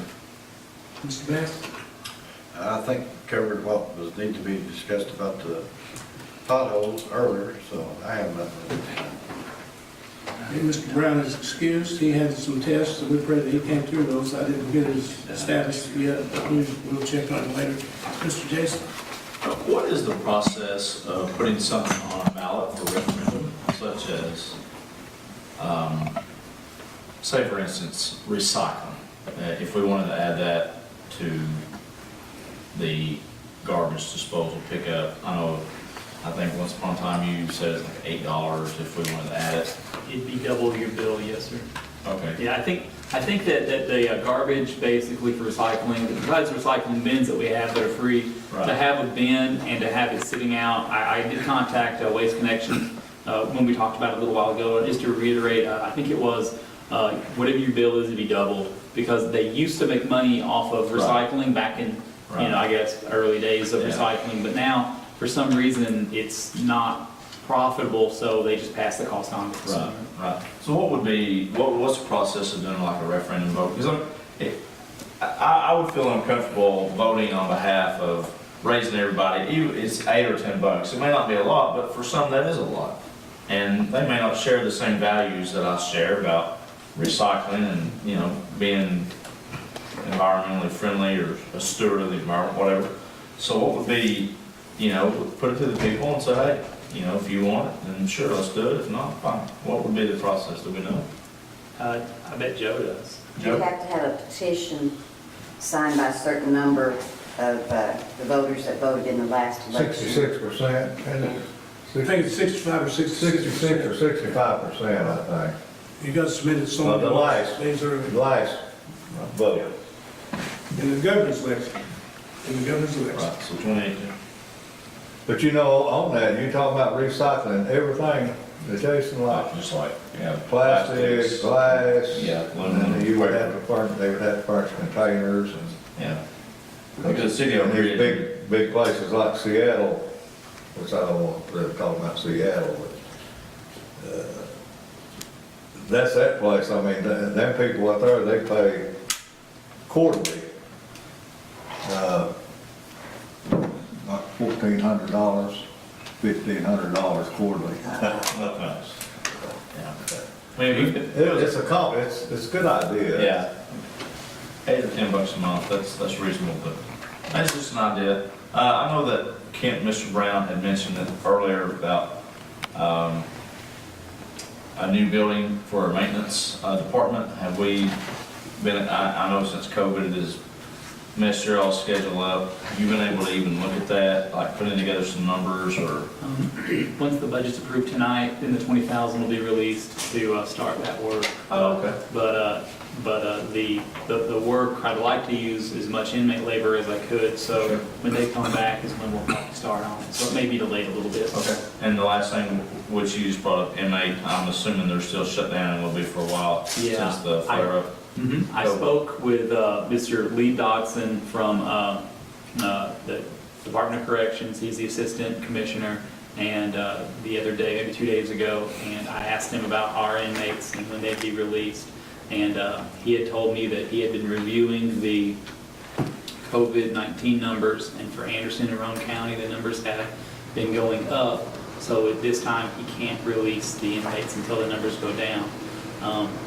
The good news is that the sheriff of Roane County has agreed to allow us to have their inmates mow the cemetery. So that's going to really take a big burden off, and I'm really happy. That happened just today. We just found that out today. So, and we even have a bid for cemetery mowing on the agenda because that happened a month ago. Now today we have good news. Are they going to mow it several times? I'm sorry. No, you're fine. No, you're fine. I'm good. Is that a one-time thing? Is it going to be? My understanding of it is we're going on to their rotation. Do we know that for sure? Verbally is all I got verbally, but it's on their rotations, my understanding. At least the rest of the season? I hope forever, to be honest with you, because that would be wonderful. At least you for the season. Huh? At least you to get it the rest of the season. Yeah, the season would be good. One time would be more than I could ever ask for, but they've gone really above and beyond, and I really appreciate them being willing to take on so much for us. That's all, Mayor, thank you. Okay. You're up, Jerry. I'm at a loss, on Midway Drive, there's I guess one call it modular home, but since it's on blocks, I don't know, what do you call that? I mean, isn't that supposed to be foundation put underneath that thing? It has to be blocked underneath, yes. I've checked on that. I think Omer and I have talked about this one, and we've checked on it, and he's got a building permit to install it, but he just hasn't yet. I can get with Glenn and find out what's going on. That's a requirement. It has to be blocked all the way around. Yeah, it looked like they're dug in to me, and we already got front steps built. I mean, you got your front steps in the way to do what they're doing. Is that the greenhouse on Midway that's not? No, it's 115 Midway. Yeah. It's on the right. Is that the double wide? Yeah, it is. That has, that has 90 days, doesn't it? It had 90 days, it's 90 days, it's been up for a while. Okay, I'll turn it in. That needs to be fixed, it looks horrible. It is I required. drove by that the other day, and I thought about, you and I discussed that, about them having 90 days, and I'll get with Glenn and get that enforced. But that should have been part of the package when it bought that thing, I'm sure. Well, that's in our charter. That they're going down, yeah. It has to be blocked, correct? It's not- It has to have a block foundation under it. So I know it's one next door has their. It has to be finished, just like Yeah. that. Anything else? No, that should be another. Mr. Don? Nothing. Everybody's pretty much saying what everybody else was talking about. I was just curious about this, the inmates working the rest of the season or whatever they're gonna do. The mowing Yeah, inmates the mowing. I believe the city manager and the guys has got kind of a verbal agreement. He feels kind of confident they'll be doing it the rest of the year. He just don't have it in writing. Probably waited to do it once. Well, they drove by and looked at it. Mr. Sparks had a lot of great ideas. He had us buy some paint so he can paint the wrought iron fence. He also had us buy some mold mildew remover. He's going to spray all of the tombstones to get them looking like they're brand new. And we even bought the mildew remover that is rated for tombstones. And he's going to bring 10 inmates, and we're going to supply weed eaters and 2 mowers, and we'll have a guy there also to help mow while he's on a mower and the inmates are weed eating and painting the fence. While we're on there, can I? Go ahead. When we ever get a chance, there's a lot of guys, I know right now mowing is the most important thing. There's a lot of graves that's sunk, a lot of old graves, that we need to fill in. That actually If we Buster ever get back to normal, I'd like to see that happen. had planned on doing that before COVID-19 happened. That was one on his list to do. There's a lot, I'm sure that a lot of the old ones, they probably know the sentence here, probably. But there's a lot of them. There is a lot. When you say COVID-19, out in the middle of a graveyard by yourself, how could it get any better? He lost all of his labor, that's what I meant. Oh, yeah, but you meant he was gonna do it. Hey, can I ask a question? Since March, how our tax numbers look, sales tax in the city? I was going to talk about that. Oh, okay. He hadn't got his turn. I'm sorry. Yeah. Was you done? I'm done. You You kind of missed him there, Mayor. Thank you, Don, I'm sorry. No, I was going to talk about this on another topic, but I'll go on and breach it now that you brought it up. Well, I didn't mean to miss you. I'm sorry. No, you didn't miss me at all. He talked about the graveyard. Yeah, I covered everything. But this was on, I was going to be in addition to another item, but I'll bring it up now. If you remember, the next item on the agenda is the budget. And as you all remember, we spent a very long time on this budget, and it came out, really pretty good. But the thing with the budget is that we were recommended to take it 10% lower for sales tax. Well, I don't know how it's going to turn out for the rest of the year. I don't have a crystal ball. None of us do. We buy stocks if we did. But the local sales tax for June has came in for $57,358.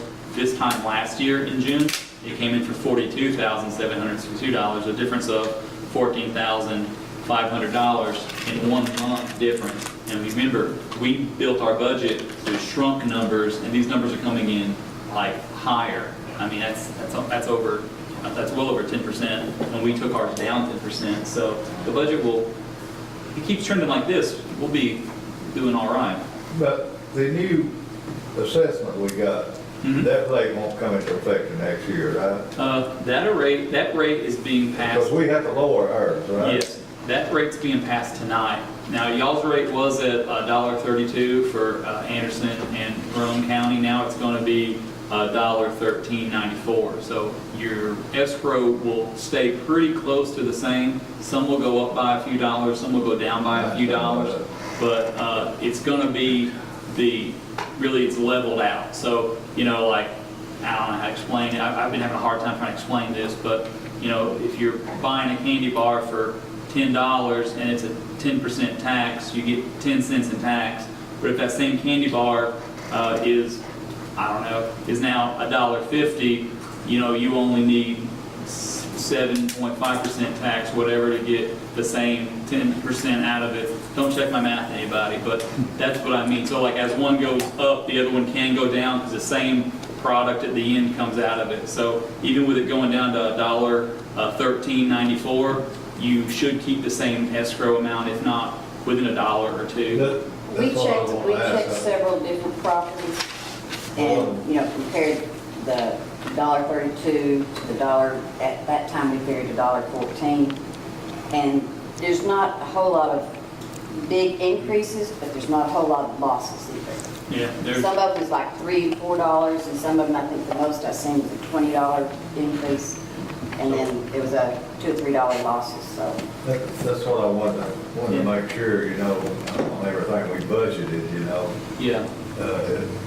If it's gonna do some damage here or damage there, or. It seems like it would, but with the appraised value going up and the taxes. Should take care of the taxes going down, you get the same amount at the end of the day. Believe me, it went up too, brother. Yeah, the value of the house did. Some did. Yeah. So we've had something went down. Appraisal? Oh, boy, mine sure didn't. Well, let's have you make up for what's went down. Yeah. He didn't want to say it, but that's what. I didn't want to say it. Thank you, Melanie, for doing your part. One lot went down. Okay, where we at? I'm sorry. Was you finished? Oh.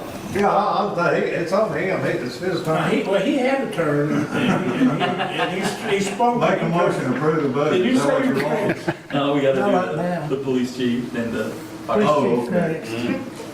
But That's right, we got Kenneth, yeah, we Quit got. accusing me of that, dog. He had a turn. He just didn't use it a lot. He just used one sentence of it. I did, Yeah, I thought it'd be a lot longer since we hadn't met so long. I didn't want to bore everybody. Chief, you're up. I'm good till beer board after the meeting. Okay, I forgot about that too. Mercy. Okay. Fire chief, you're up. Okay, fire chief is good also. Old business? Anything under the old business? New business? Discuss and possibly approve the 20 and 21 general fund budget. This budget that you're looking at right now consists of, that you're approving tonight, consists of, and here's the packet, it's under item A, it's this whole packet right here. What you're approving tonight is the sanitation budget, and you're approving state street aid budget, and you're approving the general fund budget. There's been no changes to this budget since we last met. Do you have the drug fund budget in there? Your drug fund will be done after, and he'll present that later. We discussed that. Nothing's changed since our last meeting, right? No, sir, nothing has I make changed. a motion to approve the budget. Got a motion to approve the budget? I'll second. Got a second? Any more discussion? And that was general fund budget, the state street aid fund budget, and what? Sanitation budget. Sanitation. Yes, sir. No more discussion? You can call the roll, please, Joe. It's your convenience. I'm sorry, I don't. Robert Miller, Yes, sir.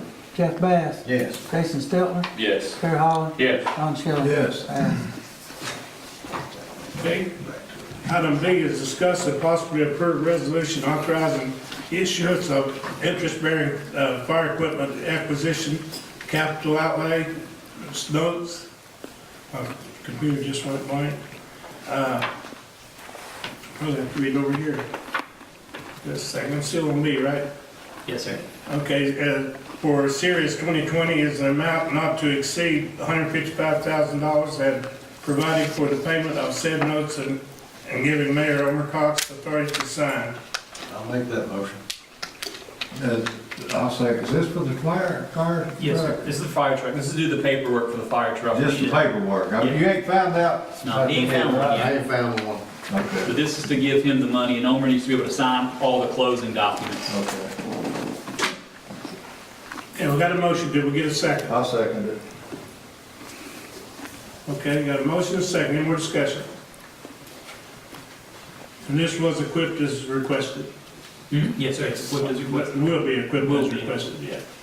Okay, call the roll, please, Joe. Rob Miller, Yes. Jeff Bass, Yes. Jason Stiltner, Yes. Terry Holland, Yes. Don Childers. Yes. Passed. Okay, that's passed. Item C is discuss and possibly approve employees handbook changes, section 2, classes of employees. Paragraph C, Tennessee employees change from 89 days to 120 days. Section 5, benefit paragraph E, at vacation leave change to upon completion of 4 years of service. Yes, sir. You want to speak on this?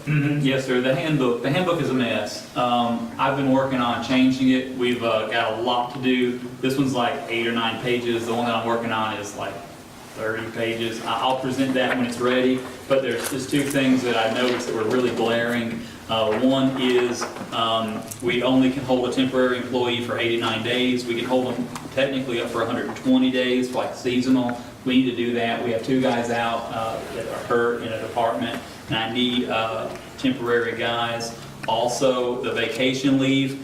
This one's been kind of weird. The vacation is given on July 1st, but if you were hired on July 2nd, that means that when you go and get your 2-year, 5-year, 10-year, where you get your extra week of vacation, you would have to actually wait 2 years, 364 days, so almost 3 years. So this fixes that, but I'm going to change the entire handbook coming up, and we'll have a work study about that when I get it, all the legwork done. But these are the 2 immediate changes that would get us through until I get that finished.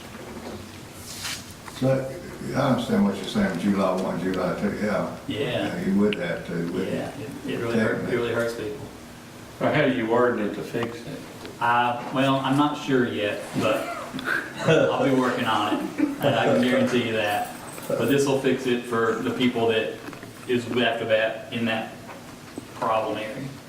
Because it's a fiscal year thing, is what you're saying, right? It's pretty much, yeah, it's basically you're basing As long as you get it after that fiscal year. Yeah, this will get it on their anniversary, their extra week instead of. Make a motion to approve. Got a motion, need a second. Second. Any more discussion? Call the roll, please, Joe. Rob Miller, Yes. Jeff Bass, Yes. Jason Stiltner, Yes. Terry Holland, Yes. Don Childers. Yes. Passed. Okay, item D is discuss and possibly approve adopting an approved position, schedule, and deeming all employees essential.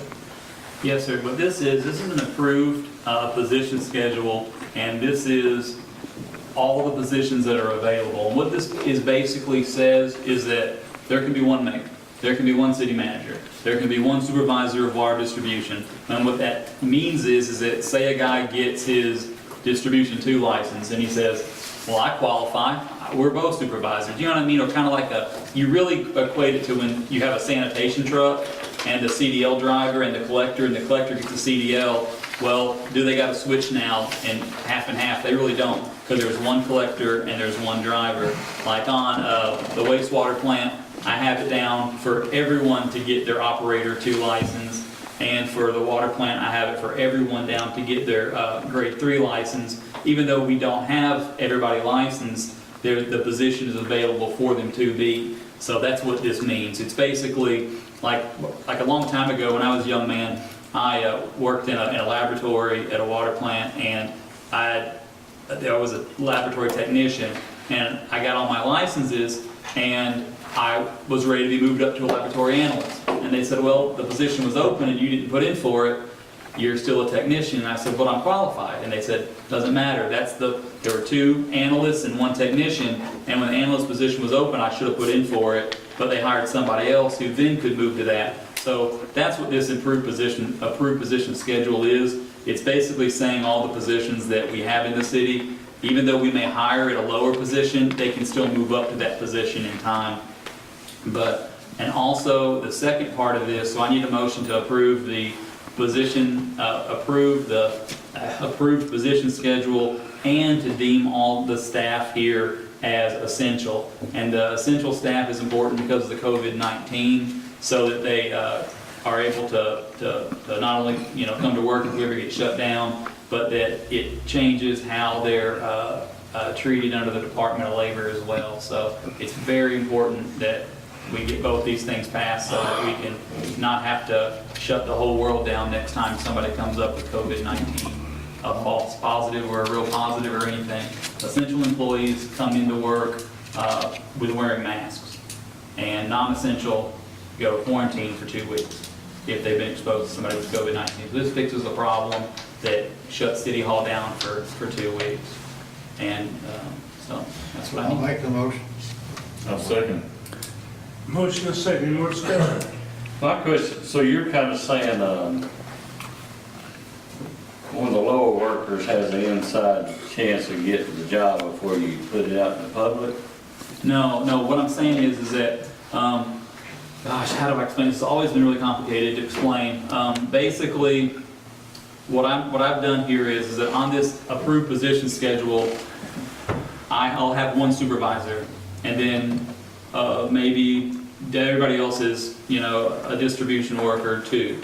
But just because they have the same qualifications as the supervisor, there's not two supervisors, there's not two mayors, there's not two city managers, there's just one of each. And it just tells how many of each we have. And this also tells how high up they can move up. So say if on water distribution, we have water distribution crew worker 2, we have two slots. Now, one guy may not have a license, but you need a license to be qualified to move up to the 2 rank. This actually sets it up so that he can get licensed and he can move up to the open slots, because when he was hired in to be an operator too, but he is a trainee. But when he gets his training done, then he will be an operator too. That's the best way to describe it. It just sets how many of each in each department and of how high they can go. Because if you were to put 2 supervisors on distribution, you can hire 2 supervisors. If you were to put 4, you could hire 4. But because there's only 1, you only have 1. And that's how the approved position schedule works, is that it sets how many of each you're going to have. Clear as mud? Yeah, I was going to say that. Okay, we have a motion and a second, right? Call the roll, please, Joe.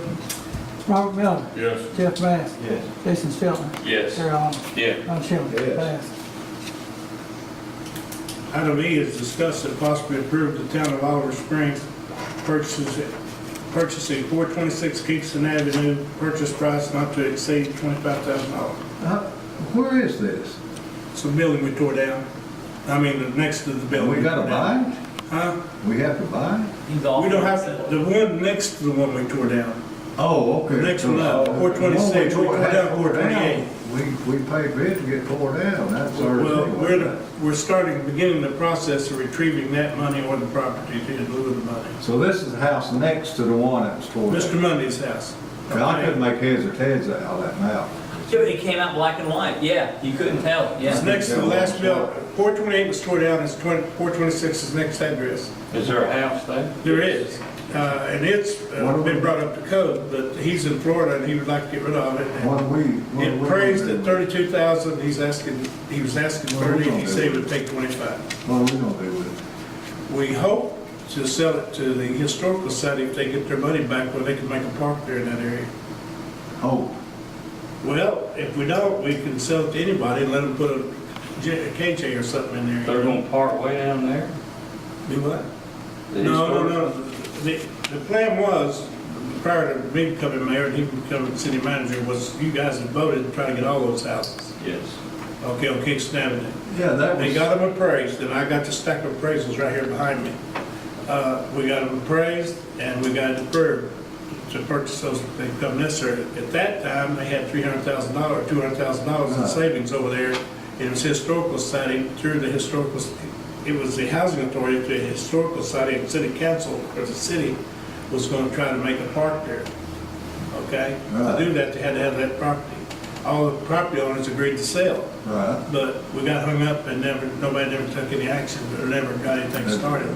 So we finally got the one house condemned and tore down. It's been condemned since So why don't we just 2015. buy the whole block? Well, we could, I guess. You want to make that motion? No. We can't do it now, but we haven't got the promise Get a now. good start on it. Our promise is knocked out. Okay, well, we can let it go like it is. That's why we're having the vote. You mentioned selling it to the Historical Society. I don't know if we can sell it to the I don't, Historical that's what I'm Society thinking. I don't think we can. without putting it out for competitive, on. Well, public what it sale. does is HUD does I didn't mean Historical Society, I meant Housing Authority. Oh, okay, there you go. Okay, did I say Historical Society? Yes. Housing Authority, but HUD can purchase, it's a government agency, so HUD can purchase that. Right now, HUD's got their money tied up, but they took it back because they said they had on there with a Credit card. with a cash problem.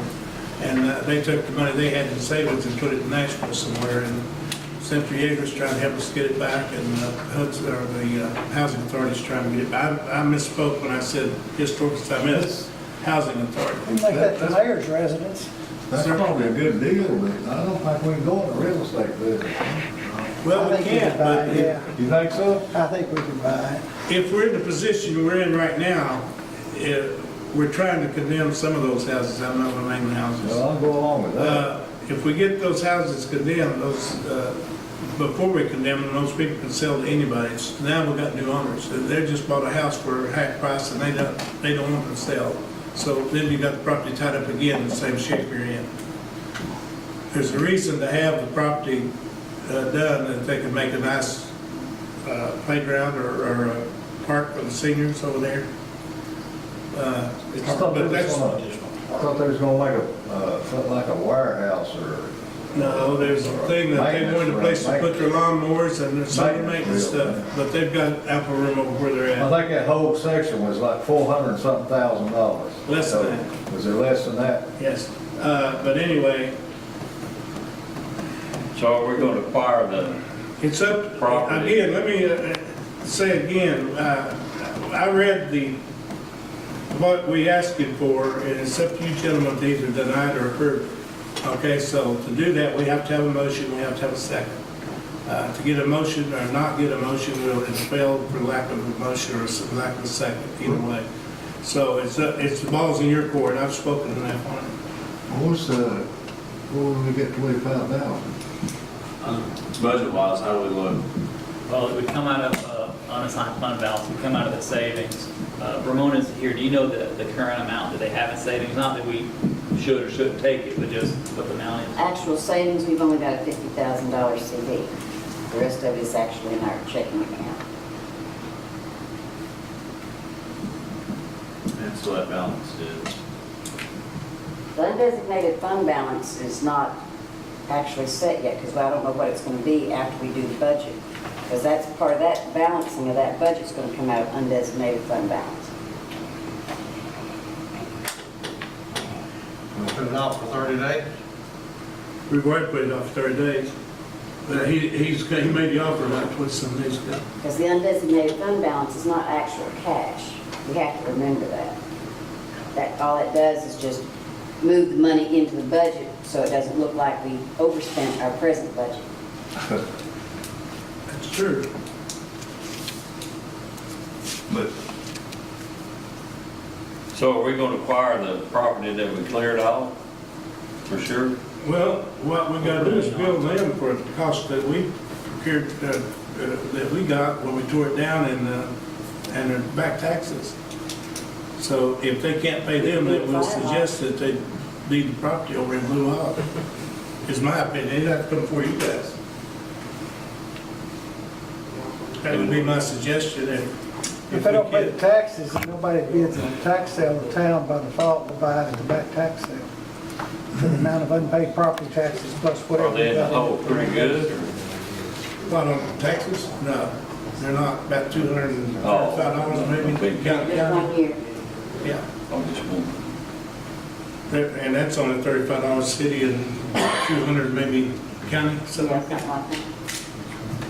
The one that we tore down, right? Yes, we're discussing the one we tore down right now, yeah. But they gotta pay us for all that money, right? Either that or come up, we'll take the property in lieu of.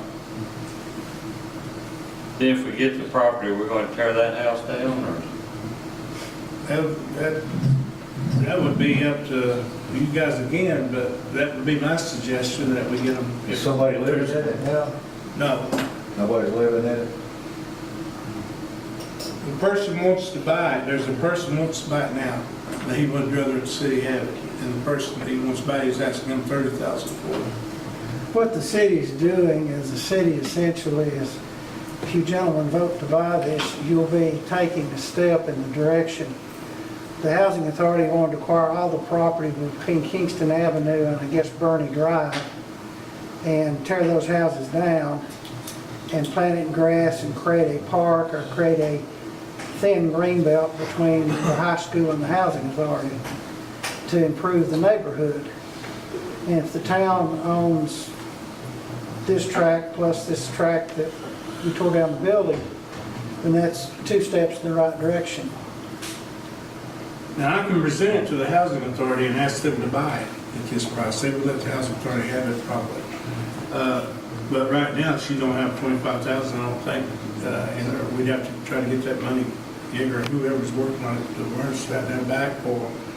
That they have, that's still their money, it's just been held by HUD somewhere. You might ask the police chief if he's still here, if there might be some, if it's vacant, there could be drug dealings in a vacant house. People could move in it and make their transactions at night. I don't think that one is, it's possible, but I'll ask him. He's here somewhere. He's probably taking a snooze right now, he's getting tired in a second.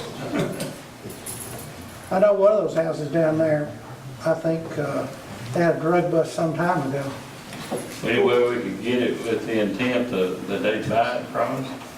That's Housing what, Authority? yeah, that's what our intent was. So we Chief, could get it in writing or something. Oh, I can get it in writing, I think. The house on Kingston Avenue, we were asking if there were, it's vacant, city might buy it for $28,000. And I suggested it could be a lot of drug dealings in vacant houses, and I didn't know what the status of that was. It's been empty for a while. The gentleman that lived there before went into a nursing home, and that's when Mr. Mundy ended up buying it. Okay, but there's Mr. not Mundy any wants to criminal get rid of activity down there right now. Mr. Mundy wants to sell it now to us. No, I mean, it's sat there empty, and Okay. we still got furniture in it from the gentleman before, and they say they just moved it out. But the house that we tore down had some drug dealings in it. Yeah, years ago, Okay. when they were still living there. And what did it cost us to tear that house down? $5,050, something like that, wasn't it? Mr. Somewhere in Ronald? that neighborhood, a little over 5. Yeah. There's about 5,500 tied up in it. What about on down the agenda, you're asking to hire an employee, that's some more money. I was looking at that too. How's this work on that? Well, the employee will be there in addition to I mean- headcount. I mean, I like the idea, don't get me wrong, I'm just saying, I look on down the agenda and you want us to hire somebody and that's more money we don't have, right? Or it's Well, here somewhere. we've had 2 employees that we've not been paying. Okay, so that would take care of that, right? Yes. Okay, I see what he's saying, I don't give up a new employee over a house. yeah, That we're gonna tear down. Yeah. that's what I was getting at. Yeah, I see what you're saying. So then, if we buy this and then tear it down, we'll have 25 plus 5,500 more in it, so we'll have $30,000+ in it. We'll have all total, when all houses there, 35,000. If we get the lot. $40-something. 30,000. What happened? 35. What We happened? had to have this before around. He's asking 25. Yeah, but it costs us 5,000. That's 30, not 35. But then we already spent 5 to have the other one tore down. That's added in already. 25 and 5 is 30. Yeah, but I'm then, adding 5 to tear that one down. No, we're not, we wouldn't tear that one down right now. I don't think we'd let somebody else tear it down. I hope to turn it over to Housing Authority within a year or less. so we let it sit there vacant for a year? Well, it's just been brought up to code. It's been brought up to code, so it's not a junk house yet. As long as we can keep people out of it. Still has power on it. Still has water connected to it, of course, out of town. I believe we continue to discuss, I'm not trying to get technical, we need a motion.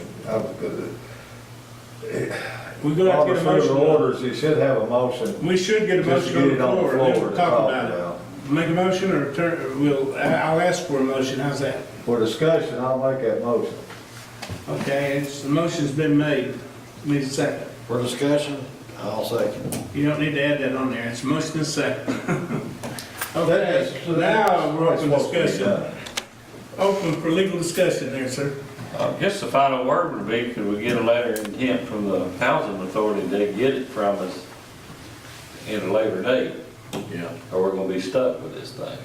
Then we turn into. Okay, I'll suggest this, we amend your motion that we'll discuss at the next meeting, because I don't have that information.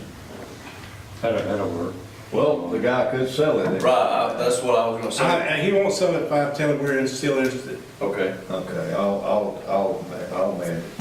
You just want to withdraw it? You gotta do yours first, Jeff. You want to withdraw the motion? I'll withdraw my motion. Yeah, withdraw the motion. Okay, I'll withdraw, okay. You withdraw your second. We'll get her active. What we got with your traps in You got your trap. We're on item F. We're Robert's Rule of Order. Robert's Rule of Order. No, Ed, We're on F, I think. G. We're on F. Discuss and possibly approve bid for cemetery mowing, provided that meeting. yeah, it's in your green folders. Got a green folder there with the You'll have bids a on green it. folder that has all the information in it. We had, I can't believe that guy. I'm sorry. we had, That's awful cheap, man. yeah, 650 was our low bid. Are you sure? And this is per mow, it's per mow. So, $1,300 and it's a will call, so it's a if we call and only, so. But it- and then here's the tricky part. Just today, we got word that Roane County Sheriff's Department was willing to mow it for free. And so it begs the question, should we hedge our bets on that and say that's what's gonna be the forever and not do the contract, or do we do the contract and have it as a will call, as a just in case? I haven't talked with Nathan's Lawn Care, who was the low bidder, to see if he'd be okay with holding all those insurances for all that time for a possibility of maybe getting called. I would almost recommend not to do that to him and reject all bids and not accept any of them at this point, because we've got an offer for free. And Be free. you can't be free. Could we bring it back to the next meeting? That way you got your answer from the county? Because we don't know yet if he meant a one time or. My understanding it was, but yeah, I'll take this next meeting too, and then I'll give you time to talk to Nathan, Nathan's Lawn Care. It'll give you time to talk with the sheriff to confirm that it is going to be continual, and that'll give us, be perfect. So I'll just do that. Because I highlight that you were gonna bring those two items up. I can't see in here for $600. Does that include weed eating, mowing, Yeah, that's what was in the contract, all the requirements. I can't We're in the believe bid that sheet. I even put times on it. They couldn't even do it after certain hours. Like it was. Is that it? So you, That's so- cheap. Some things you have to remember, this young man just started his business. Just because I saw the name, I know who it is. So, he just started his business, so I'd say he's still getting the pricing thing figured out, so. Let it know there's a formula to do cemeteries. You gotta count the tombstones, you gotta count, you gotta add up the acres, there's a formula. That's a lot of work, boy. It is. If we were to say yes to this, he'd be legally obligated to do it. Yeah, And he's liable to, if he mowed down a headstone, he'd have to pay for it. We're gonna He'd have to be bonded. defer this to the next meeting? Yes. Okay. No motion required, John? No, Deferred to the next meeting. Item F, I guess it wasn't. Yeah, no, F. Now we're on G. Discuss and possibly approve adding to head count for the street department and hiring Tony McGee full-time. Now, what this is as you all know, we have had some injuries inside the streets department. Tony McGee has worked in the streets department previously. He has came on as a temp. One of the reasons why we had to change the 89 days to 120 days was because we liked his work. We wanted to keep him on for longer. And today is his 120th day. Like, I'm not making that up. Today is his 120th day. So today is his last day if he's not hired full-time. And whenever we do the hiring process, how it's set up is that you'll keep them for 90 days, and they come in front of the council to be hired on as a full-time employee. And that's what I'm asking for today. This is an addition to head count. This isn't taking the place of Chuck. This isn't taking the place of Tony. This is an addition to head count. This is another additional man in streets. And the reason why I feel that it's prudent to do this is that the way it looks is that in the past, to save money and to cut costs, when someone would leave or would retire, they wouldn't replace the position. And the department shrunk and shrunk until it's down to 2 people and a supervisor. So it's not really enough to be feasible to be a work crew. Rusty's here tonight, and I don't think he could probably do with 5 more men to get all the work done that he wants to get done. And I feel so terrible because there's so much he wants to get done, but he doesn't have the crew to get it done. And this will at least be one step closer to getting him to that goal to make the town look really, really good. I'll make the motion, we harm. I'll second it. Motion and a second. Now discussion, any more discussion? Yeah, Salary from. Well, the salary will be coming from the budget that was passed tonight was based on a 10% reduction in sales tax. And the sales tax has been coming in way over 10%. It's actually like 20% over when we took it at 10% below. I do believe that I don't know what's going to happen in the future. It could get really bad or worse, or maybe, who knows. But if things continue as they are, because the sales taxes have been up this whole time, and we've artificially made our budget smaller by saying our revenue was going to be smaller, and playing the odds of if it's better, we win. If it's bad, we're okay. So we also aren't paying 2 employees now, but I'm going to also rehire a temp as well to get the department workable. We're struggling even doing basic stuff. question.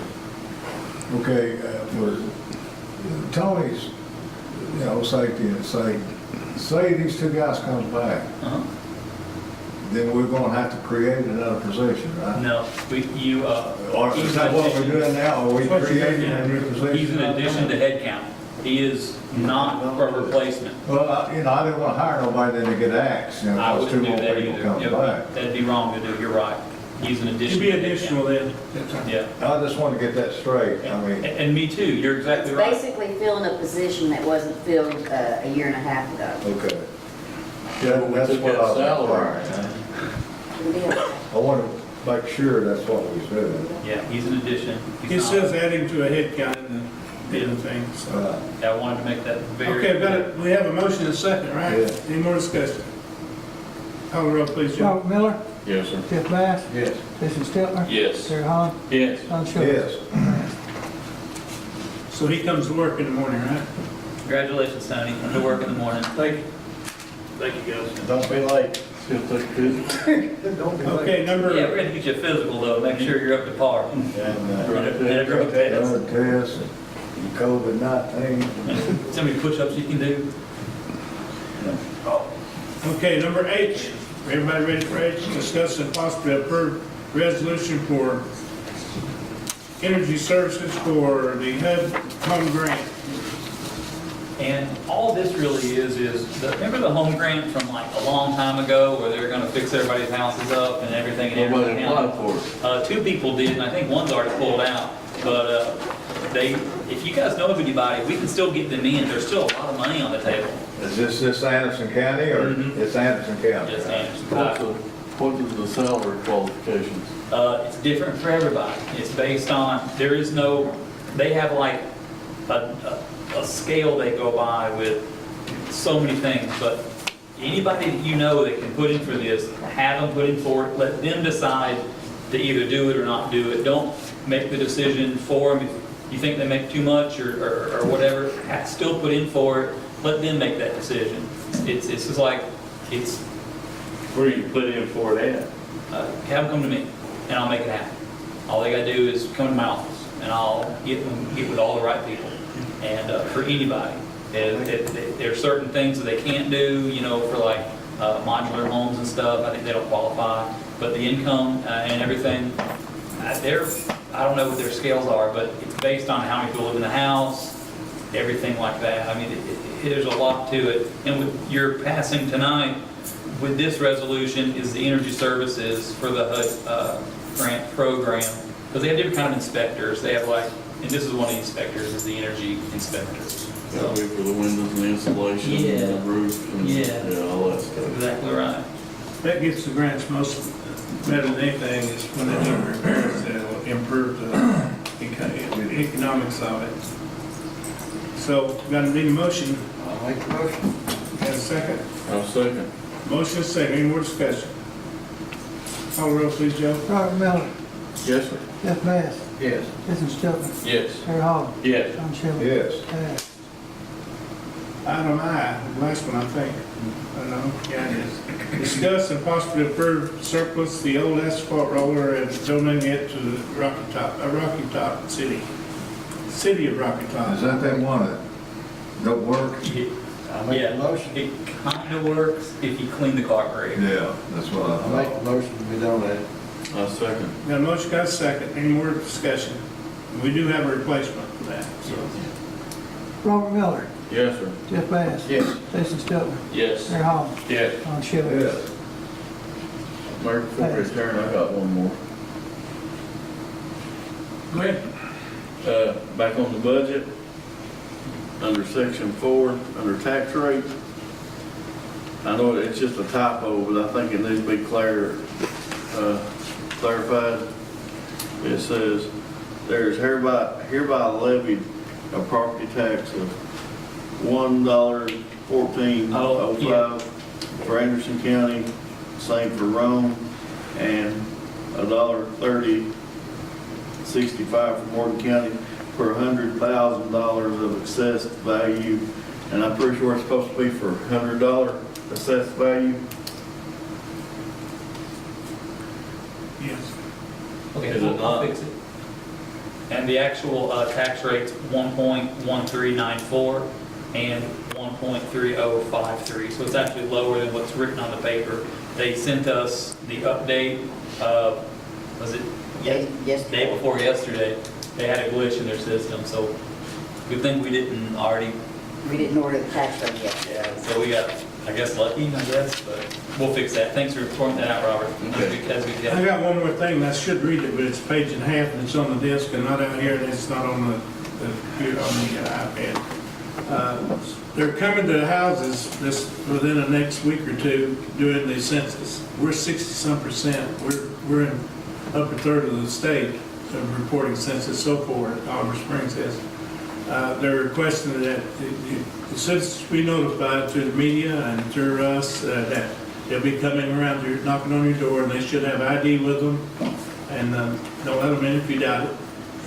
Make sure they have an ID with them and necessary paperwork to do a census.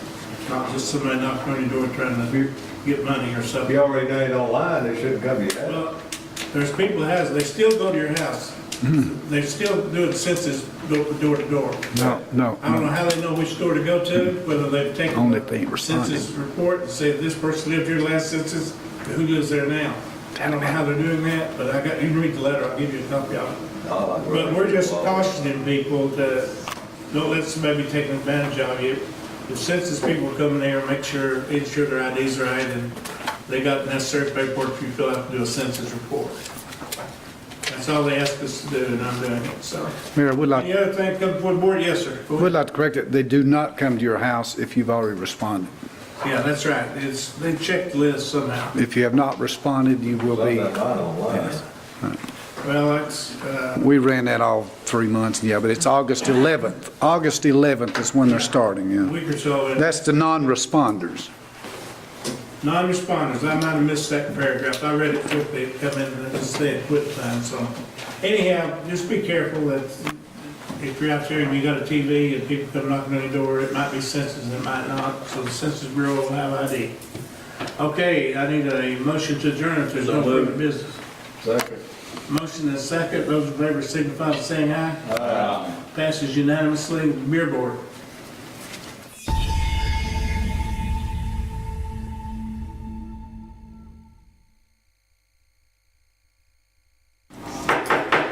Call the regular monthly meeting of the Rockwood City Council to order. This time I'd ask that we stand for the prayer by Mr. Ishman and remain standing and pledge to the flag. Mr. Ishman.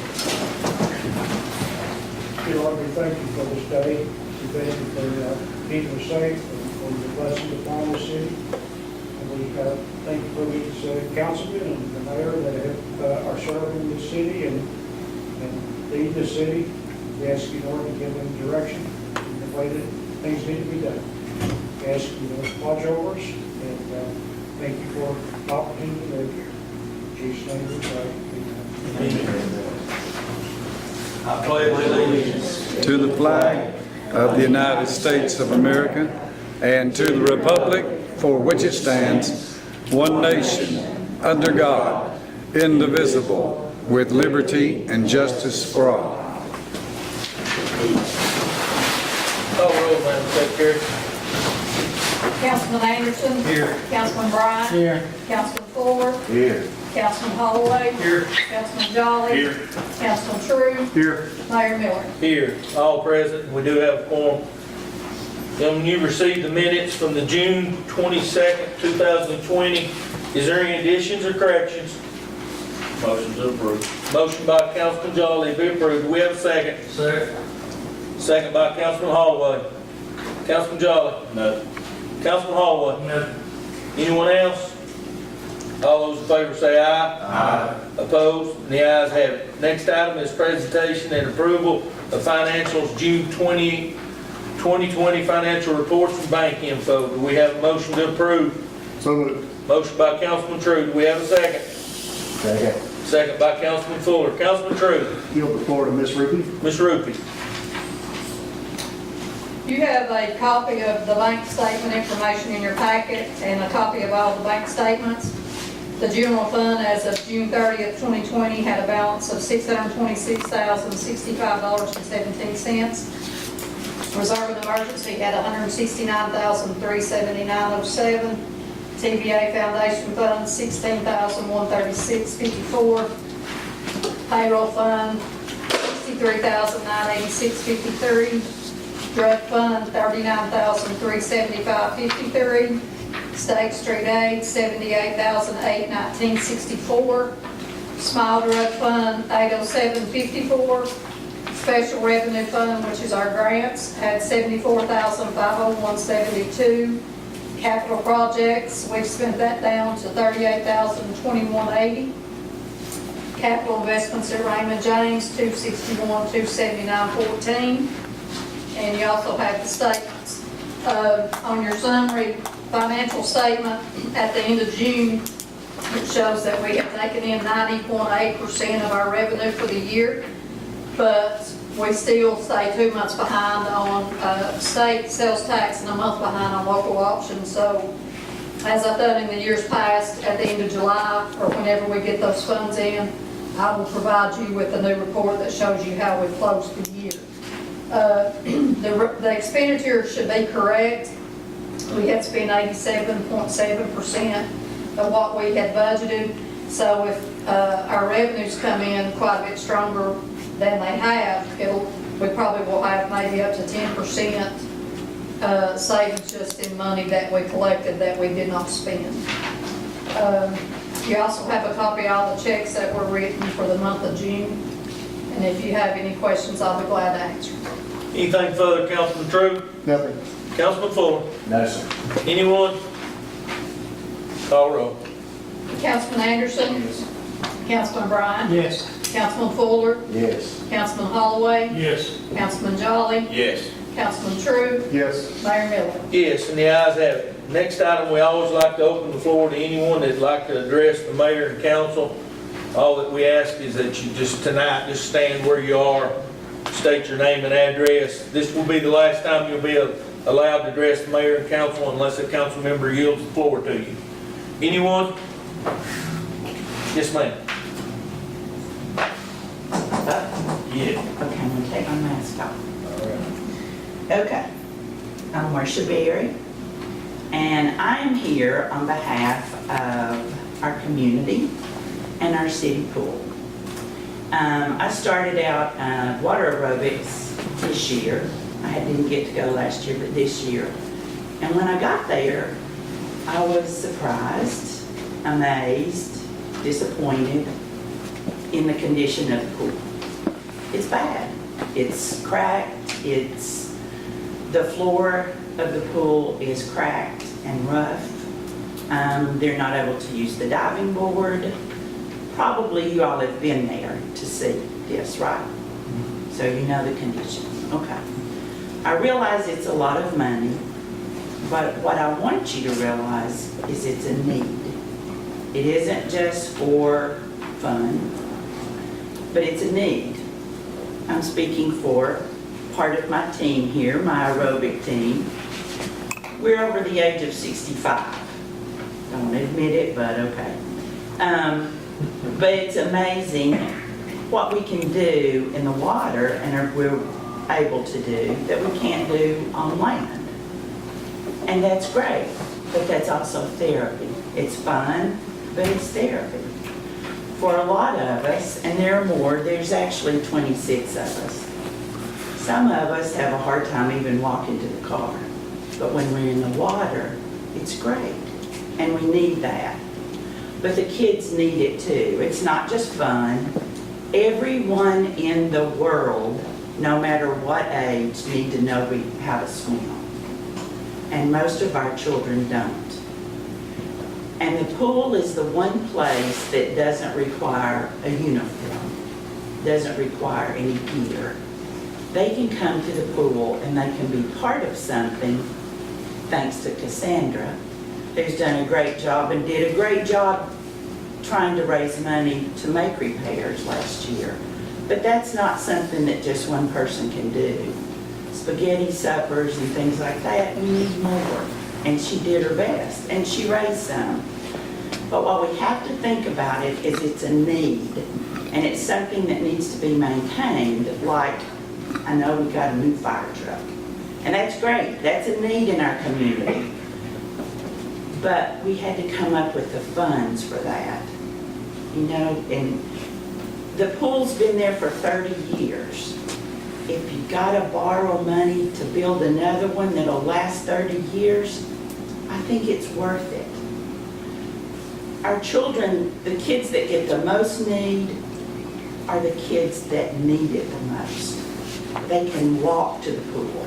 They don't have to have an adult that cares enough about them to take them. They can just walk on their own.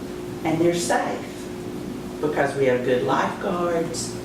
We have people that are there to be with them. And if they want to learn to swim, that's there. They've got to learn to swim. That's life-saving. And if someone's coming into our community and they have children and they're thinking, okay, what's this community got for our kids? We have a perfectly maintained baseball field, but you got to be part of a team. We have a football team, a football field, but you got to be part of a team. And I know that's not the city that maintains that, but still, it's kept. It's maintained, whether there's anybody on it or not. But the pool, all you got to do is come and jump in. But it's not safe. I mean, to get on the diving board, they can't even use the diving board. Just take a trip up there and look. But it has to be done because it's important. You can't move to a community where there's nothing for the children. So, I want you to think about it whenever it's budget time. I want you to think of it more of a need and not just a fun place. That's all our children have, is the pool. And I've been with several of you at different times, and we've been raising money for causes that we feel like are important. And one thing that I've always been very proud that I've heard Mr. Mayor say is, come on, dig a little deeper. It's for the kids. Thank you. Thank you.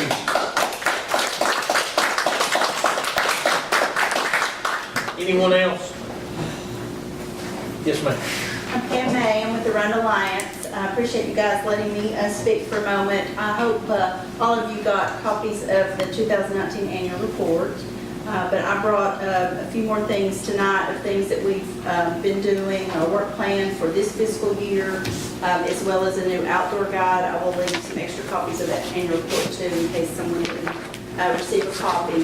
But each year I do a return on investment chart for each city, and this year I did a little different. I'm going to give you guys a copy of that as well. But it shows kind of what we spent on marketing and what those efforts kind of separated between each city, what we spent directly with directed for each city.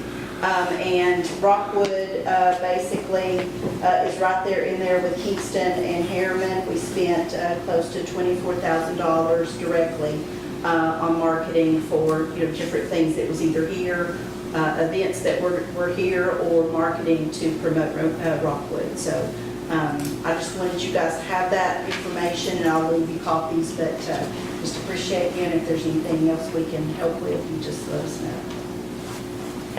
Any questions? Any questions?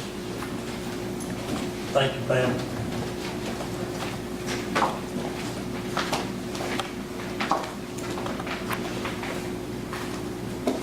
Thank you. Appreciate you coming. Thank you for all you do, too. Thank you. Anyone else? Yes, ma'am. I'd like to speak about the safety issues that I am concerned about some things that could come up here, because apparently there's been, as you all know, there's been a lot of protests per se that were going on in some of the big cities. We've had in small cities in Idaho. I've seen some videos where cities small, or actually smaller than our city, had a busload of anarchists show up in Idaho, and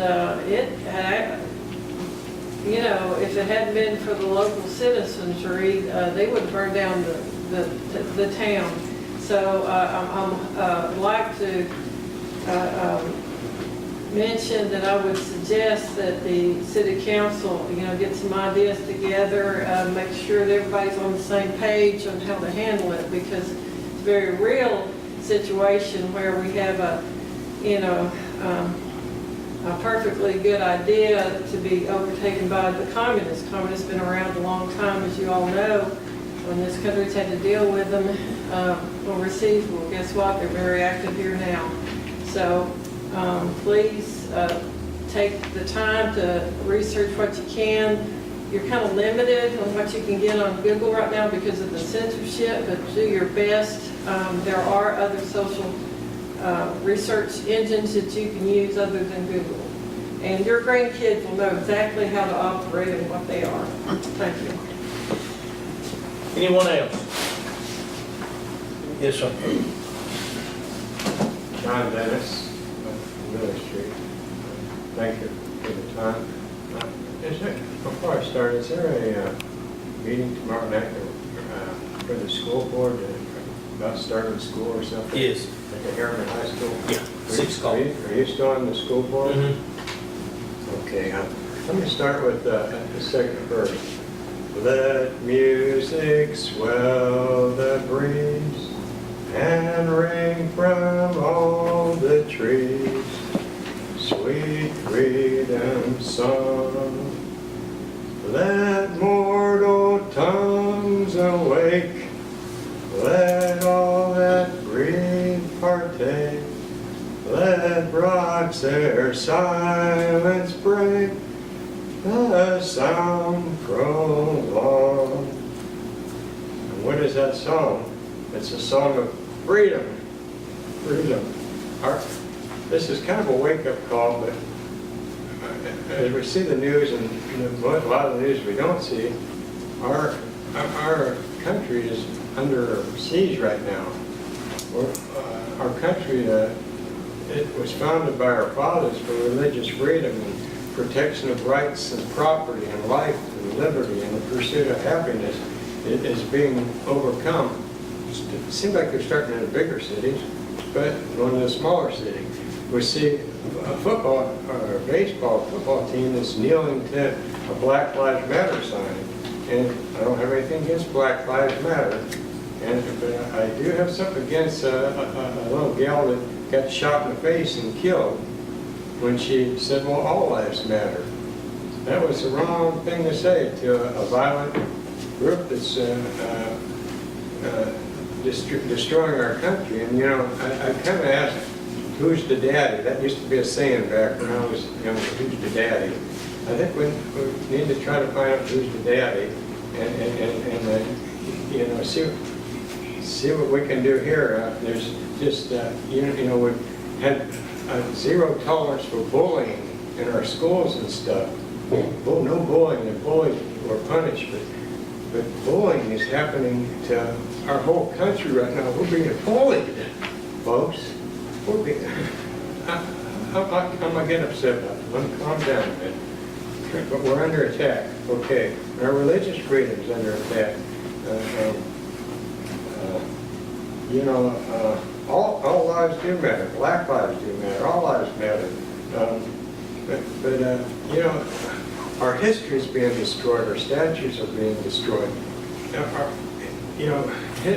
His history. The great Martin Luther King Jr. He taught about the peaceable protest, but history is being destroyed, and people are being paid off, and our country is getting is under siege and being burned up and broke down. Also, a couple of things I want to bring up real quick is I'd like to ask our mayor if he would appoint somebody, since I only have one copy of this, to make copies for the Children's Health Defense. That's a website, Children's Health Defense, if anybody wants to write it down. It's a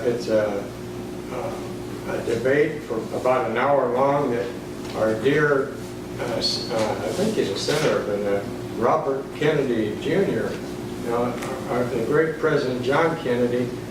I was in fifth grade or sixth grade when he took the bullet to the head.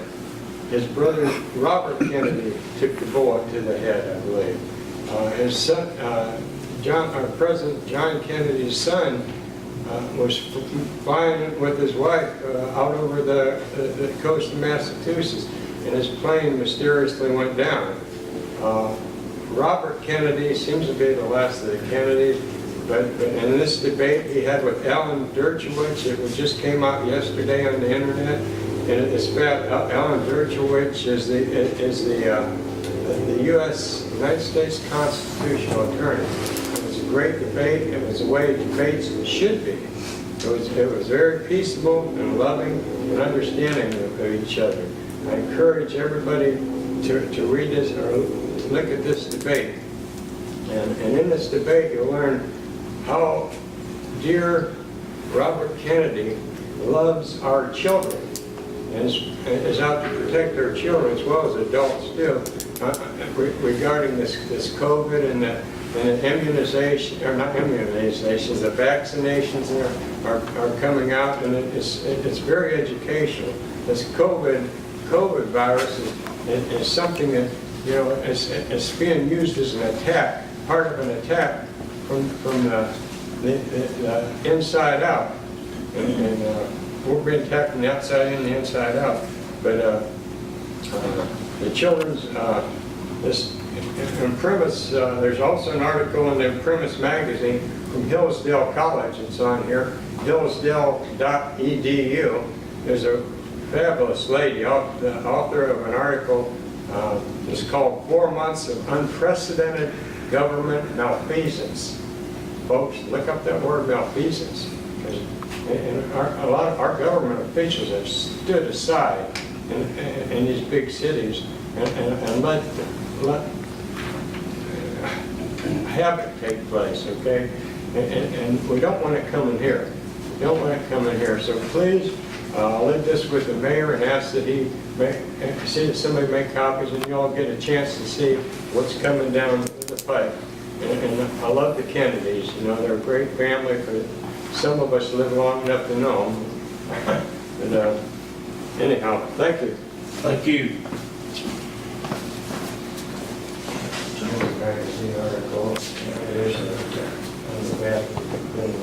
Okay, thank you. Okay, thank you. Thank you. Anyone else? I want to recognize, we got a group here, the Roane County Youth Leadership Academy. Will y'all please stand? We are glad to have you here and thanks for coming. I know it was probably mandatory they made you, but still we're glad to have you here. Thank you.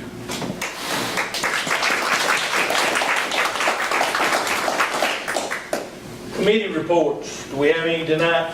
Anyone? No new business, old business. Move on to new business. Ordinance 1269, ordinance to establish an updated occupational safety and health program plan, devise rules and regs, and to provide for a safety director and of such program plan. This has to be renewed every 7 years. You've got it, a copy of it. We'll name the fire chief and the building inspector as co-safety directors, and this will add water and REU back in the city's plan. It is something we have to have. As y'all got a copy of it, and we're able to go through it. And it's got employee complaint procedure, bookkeeping, record keeping and reporting. All those are included in it, but it is something we have to have. What's the will of the council? Got a motion by Councilman Holloway, it be approved. Do we have a second? Second. Second by Councilman Anderson. Councilman Holloway. You covered it all, Mayor. Councilman Anderson. Nothing. Anyone? Call the roll. Councilman Anderson? Yes. Councilman Bryant? Yes. Councilman Fuller? Yes. Councilman Holloway? Yes. Councilman Jolly? Yes. Councilman True? Yes. Mayor Miller? Yes, and the ayes have it. Next item is Resolution 2021, a resolution authorizing insurance of general obligation refunding bonds for the city of Rockwood. What this is that we had in a pool and TML, we had a $565,000 total of 2 loans in that pool. Bank of America handled it. We were the only one left out of, how big was the pool, Scott? 20-something million? I think it was 300 million. 300 million. We were the only ones left in it, so they decided not to refund it. So we have to refund it. We got with Scott, and I'm gonna let him explain to you what we've done on this. So you have a resolution in front of you tonight. I got a call from Becky about 3 4 weeks ago, saying, got this email from the Tennessee Municipal Bond Fund saying that they're not going to renew our letter of credit with Bank of America. And that was the actual case. As the mayor said, they had a huge pool. You and several other people had been in that pool, but all the other loans had been paid off. And so Bank of America was down to the $500,000 approximately of debt left in that pool, and they just didn't want to fool with it, so they told the TMBL that they were not going to renew the letter of credit, which is their right under the documents. And as a result, since you're the only one left, you're going to have to find a replacement or pay the loan in full. You have until September 25th to come up with the funds. And so I reached out to multiple institutions, your local banks here, and the regional banks we deal with, the SunTrust, the BB&Ts, the Regions banks, and then several of the local smaller banks around the area.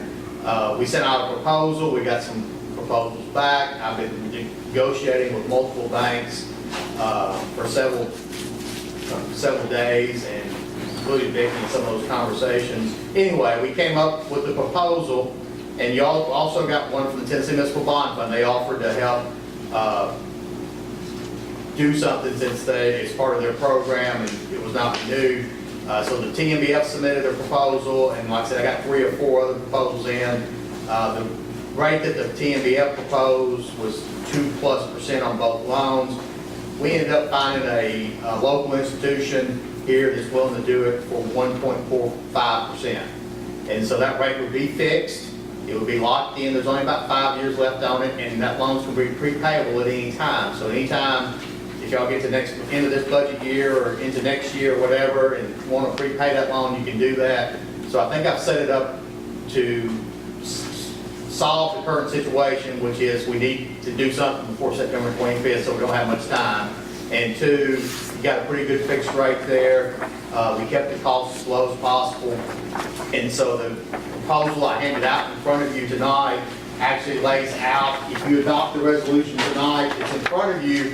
I put the final numbers in here since we do have a bank loan. I know exactly what the rate's going to be.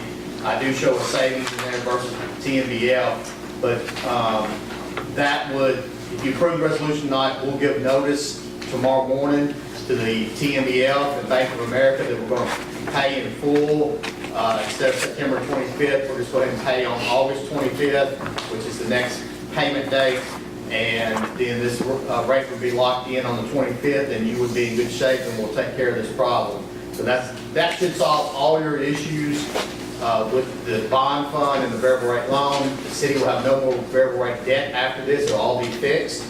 And just as a heads up, I will be back next spring. You have some water sewer debt that we can maybe refinance next year. So that's out there. It's still 9 to 10 months away, but just want to give you a heads up. So, but tonight's issue is the variable rate loan. It's not much in the scheme of things, $558,000 or so, $56,000.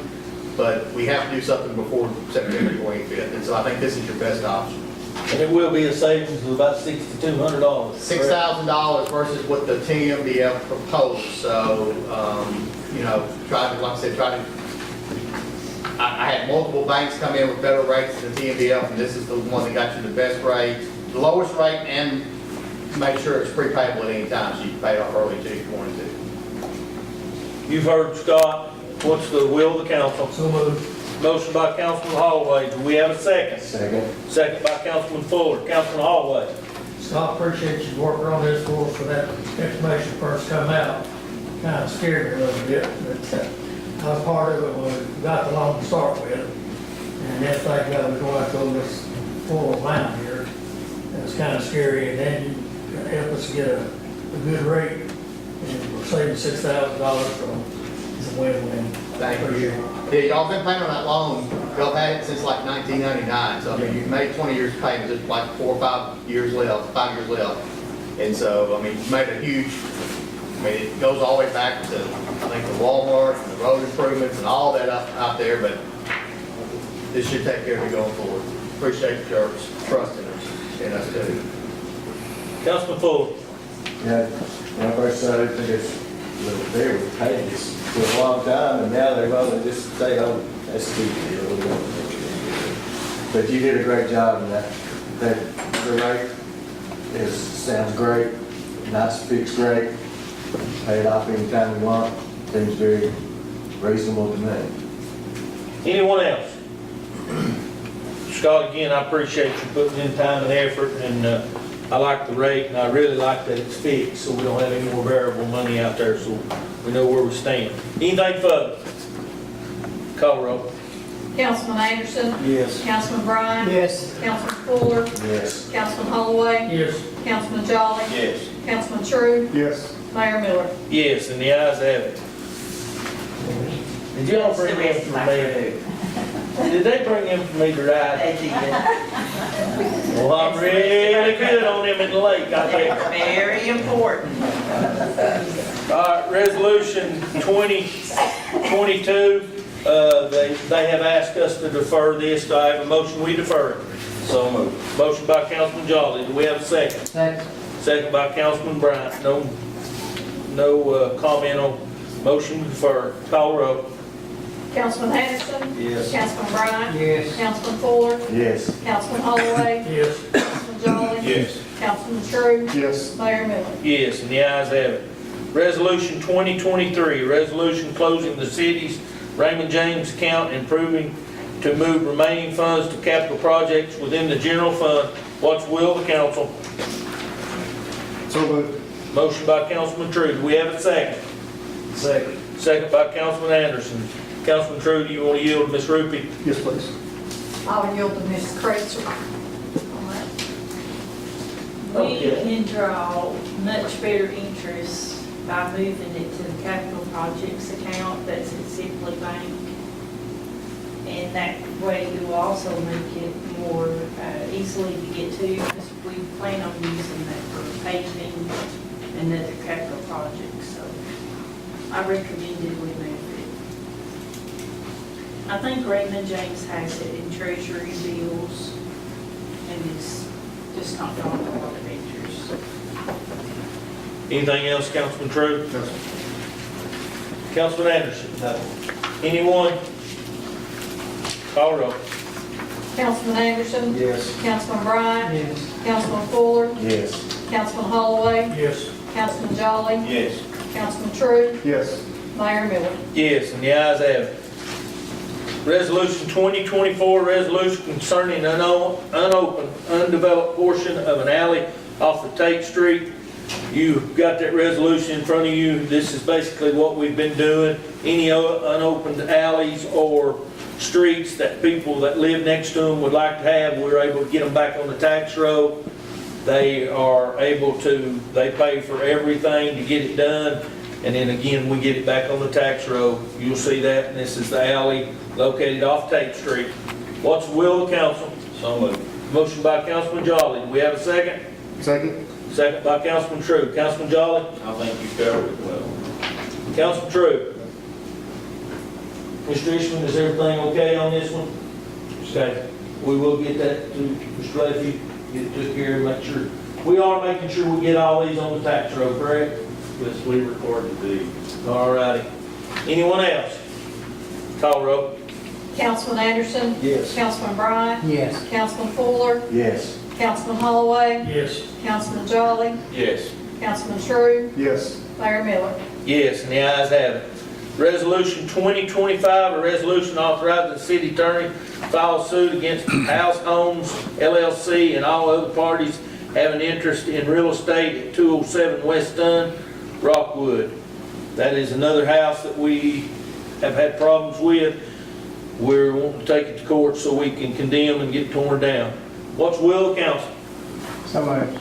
Motion by Councilman Bryant. Do we have a second? Second. Second by Councilman Fuller. Councilman Bryant? Yes, I'm for getting these houses tore down and getting them closed out and cleaning up our town. Councilman Fuller? So just another one on Mr. Eastman's list, and it's time to pursue it. Anyone else? Call roll. Councilman Anderson? Yes. Councilman Bryant? Yes. Councilman Fuller? Yes. Councilman Holloway? Yes. Councilman Jolly? Yes. Councilman True? Yes. Mayor Miller? Yes, and the ayes have it. Next item is Resolution 2026, a resolution authorizing the city attorney to file suit against Virgil Wayne Young and all other parties that have interest in real estate at 227 East Nelson Street in Rockwood. What's the will of the council? So moved. Motion by Councilman True. Do we have a second? Second. Second by Councilman Jolly. Councilman True. Nothing. Councilman Jolly. Just been nice to see another one cleaned up with the rest of them done. Anyone else? Call roll. Councilman Anderson? Yes. Councilman Bryant? Yes. Councilman Fuller? Yes. Councilman Holloway? Yes. Councilman Jolly? Yes. Councilman True? Yes. Mayor Miller? Yes. I'd like to say we're gonna have another presentation like we did last year. I think we're up to close to 140 or 145 houses that we have got cleaned up, made our town look better. So I think Ms. Rupi and Mr. Ishman are getting together to have another presentation. The one that we talked about earlier over on Wilder Street will be completed tomorrow. I'm talking about the grass sowed. The next one will be the last house on Front Street before you get to Planting Inc. We'll be able to start that, Mr. Ishman, August the 10th. Yeah, the judge has already approved it, so we can clean that one up. Next item is Resolution 2027, a resolution updating the solid waste policies and procedures for the city of Rockwood. As you know, I appointed a committee about, I guess, 2 months ago to deal with all the brush pickup we're having. It's just absolutely taking all of our time. So Rick, our street guy, and the committee came up with some recommendations, and I'll yield to Councilman Hallway or Councilman Bryant to go over what they want to about this and what we're changing. Okay. Thank you, Mayor. Yeah, the committee consists of myself, Rick, Mr. Bryant, and Vicky Ruby. And so if you see the resolution there, I think you got time to look over it. Anybody want any changes in it, they can call and let us know. But we do have a lot of problems with brush, and a lot of problems with people throwing out old furniture. And this is going to help take care of some of those problems and get some money back from the people just throwing stuff out there when they're picking it up free. So it's going to kind of put a stop to that. But I know some of the places in town, last week I drove around up to some of it, and people's got a habit now, they got brush piles all over Rockwood, and they're taking the furniture and putting it on top of that. So they need to know to separate that out, so when the crew goes down there, they don't have to stand there and take time to separate it. So we're going to get the word out to everybody, and let them know how to put the brush out, what size, how close to the road to put it, and about picking up the old furniture. But I support this resolution, and I will recommend that we pass this. When does this go in effect? Vicki, what you got? We're already doing some of the brush pickup with people that's doing extreme amounts right now, but this schedule is for next year. Gives everybody plenty of time to know we're gonna have 2 weeks of spring cleanup instead of 1. And we're gonna split it up. One on this side of town and one on this side of town. Yes. Correct? And then we're gonna have 4 weeks a year that's free for brush. 2 weeks in the spring and 2 weeks in the fall that are free. And then all the other times, if it's something that they're just deciding to clean up in between, there'll be a charge for that. And of course, if there was a storm or something, that would be different. But we think this will be a good policy. And what we need to understand is that we can't get all our other work done for these guys having to pick up brush I guess you could keep 2 crews busy every day, couldn't you? And we just can't get everything else done. We've got to make some changes, and we're giving them more opportunity of free weeks and things. So I think this is a good plan, and I appreciate the committee's work. What's the will of the council? Motion by Councilman Holloway. Do we have a second? Second. Second by Councilman Bryant. Councilman Holloway, you have anything further? No. Councilman Bryant, I'm ready. Yeah, I echo what he said. any comments or questions? I just have a question. Councilman Jolly. Will this be posted on our website that passes? We're gonna put it on the website tomorrow, and we'll put it on our bulletin boards and all that, and we'll always use our sign. And I've talked to Miss Ramsey from Water, and we're gonna start putting it about once a month in the water bill. So we can pay a little extra and for her to print it on the water bill. So we've got from now till spring cleanup in April to keep getting the word out. So surely there'll still be somebody else say I didn't know, but we'll do our best. We're going to hand out flyers too, as we go around and get stuff, we'll hand out flyers, stuff like that, so we can work out too. But thank everybody for working on this, I appreciate that. Anything further? Call the roll. Councilman Anderson? Yes. Councilman Bryant? Yes. Councilman Fuller? Yes. Councilman Holloway? Yes. Councilman Jolly? Yes. Councilman True? Yes. Mayor Miller? Yes, and the ayes have it. Next item is Resolution 2028, a resolution authorizing the City of Rockwood to participate in public entity partners, safety partners, matching grant program. A lot of partners. This is a grant that we try to fill out every time that we can. This will go towards public works for safety equipment and signage. What is it, Ms. Ruby, how much? you spend 5,000 and they give you 2,500 back. And we normally spend somewhere in that neighborhood anyway for safety things every year. But by doing this resolution, we'll get to turn in our receipts and they'll reimburse us $2,500. What's the will of the council? So moved. Motion by Councilman Jolly, do we have a second? Second. Second by Councilman Fuller. Councilman Jolly? No. Councilman Fuller? No. Free money, guys. Call roll. Councilman Anderson, Yes. Councilman Bryant. Yes. Councilman Fuller, Yes. Councilman Holloway, Yes. Councilman Jolly, Yes. Councilman True, Yes. Mayor Miller. Yes, and the ayes have it. Next item is Resolution 2029, a resolution approving to apply for an airport grant to update the airport layout plan for Rockwood Airport. And what this is you have to have this plan if you apply for any money. And the way our airport's going now, it's moving so well. We're doing really, really well. May even break even at the airport, which is unheard of, and we're doing so good out there. But we have to have this plan, and it's $200,000, but the federal government puts, what, 180, and the state matches it with 10, and we match it with 10. But we have to have this plan. We have, right now, every hangar we have out there is full. When we took it back over, we had 3 empty ones. Now we have every one of them full, and we have 23 on the waiting list wanting a hangar. So we're moving well out there, and I'd just like to see us approve this so we can apply for this grant. What's the will of the council? So moved. Motion by Councilman Jolly, seconded by Councilman Anderson. Councilman Jolly. You covered. Councilman Anderson. Anyone? Call roll. Councilman Anderson. Yes. Councilman Bryant. Yes. Councilman Fuller. Yes. Councilman Holloway. Yes. Councilman Jolly. Yes. Councilman True. Yes. Mayor Miller. Yes, and the ayes have it.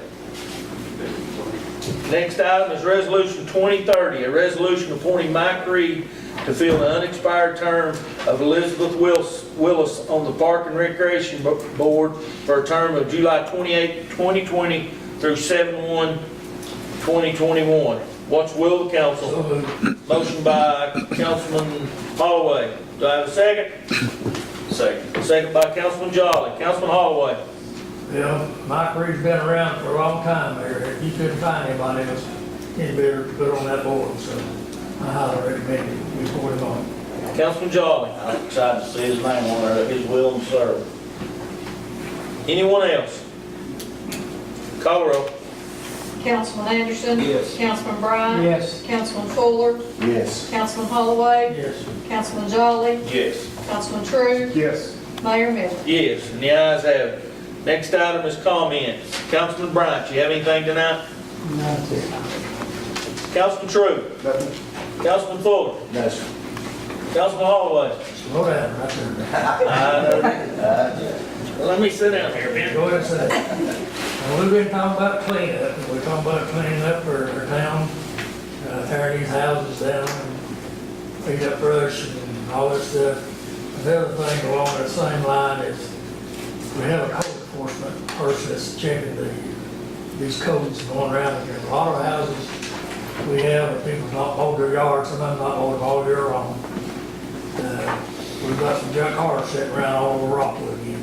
So I'd like to see a report, just put in our package each month, what's being done on the code enforcement, and start working, toward that again to help get other parts of Rockwood cleaned up. It's all around both sides of town. It's just not one place, you'll see everything, all that. So grass growing, weeds growing, trash sitting in yards. It's not just another cleanup thing, like I said. Anything else?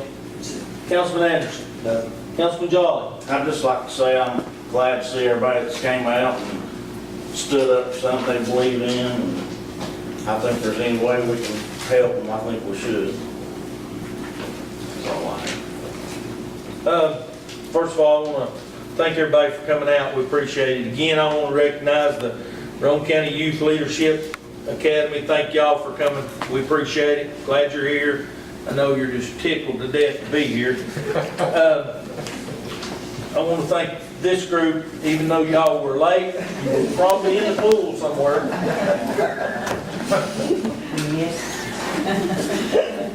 They laid out and y'all were working. So we do appreciate y'all coming, and we will, I'm not gonna promise you that we're gonna build a swimming pool, because if I tried to promise you that, I'd be lying to you. But I promise you that we will look at it again. I promise you that. So we'll take a look at it. Code enforcement, I'll get with Miss Rupi and we'll make sure that we try to start getting a report. I know she's leaving a lot of letters, and you know the time frame. You gotta leave the letter, and then you gotta wait so many days, and by the time you do that, it's about waist high. So, you know, it takes some time and effort. Again, I want to thank all our department heads for the time and effort that they put in. I want them to thank all their employees. They do a tremendous job. They work extremely hard. They made our city look a lot better, and this whole operation wouldn't work without these employees. So we do appreciate them. Oh yeah, Pam, thank you so much for coming, bringing that report. We appreciate what you've done for our community. Anything else need to come before the mayor and council? Do I hear a motion we adjourn? So moved. Motion by Councilman Hallway. We have a second? Second. Second by Councilman Brown. All those in favor say aye. Aye. Opposed? And of course, it'd be none.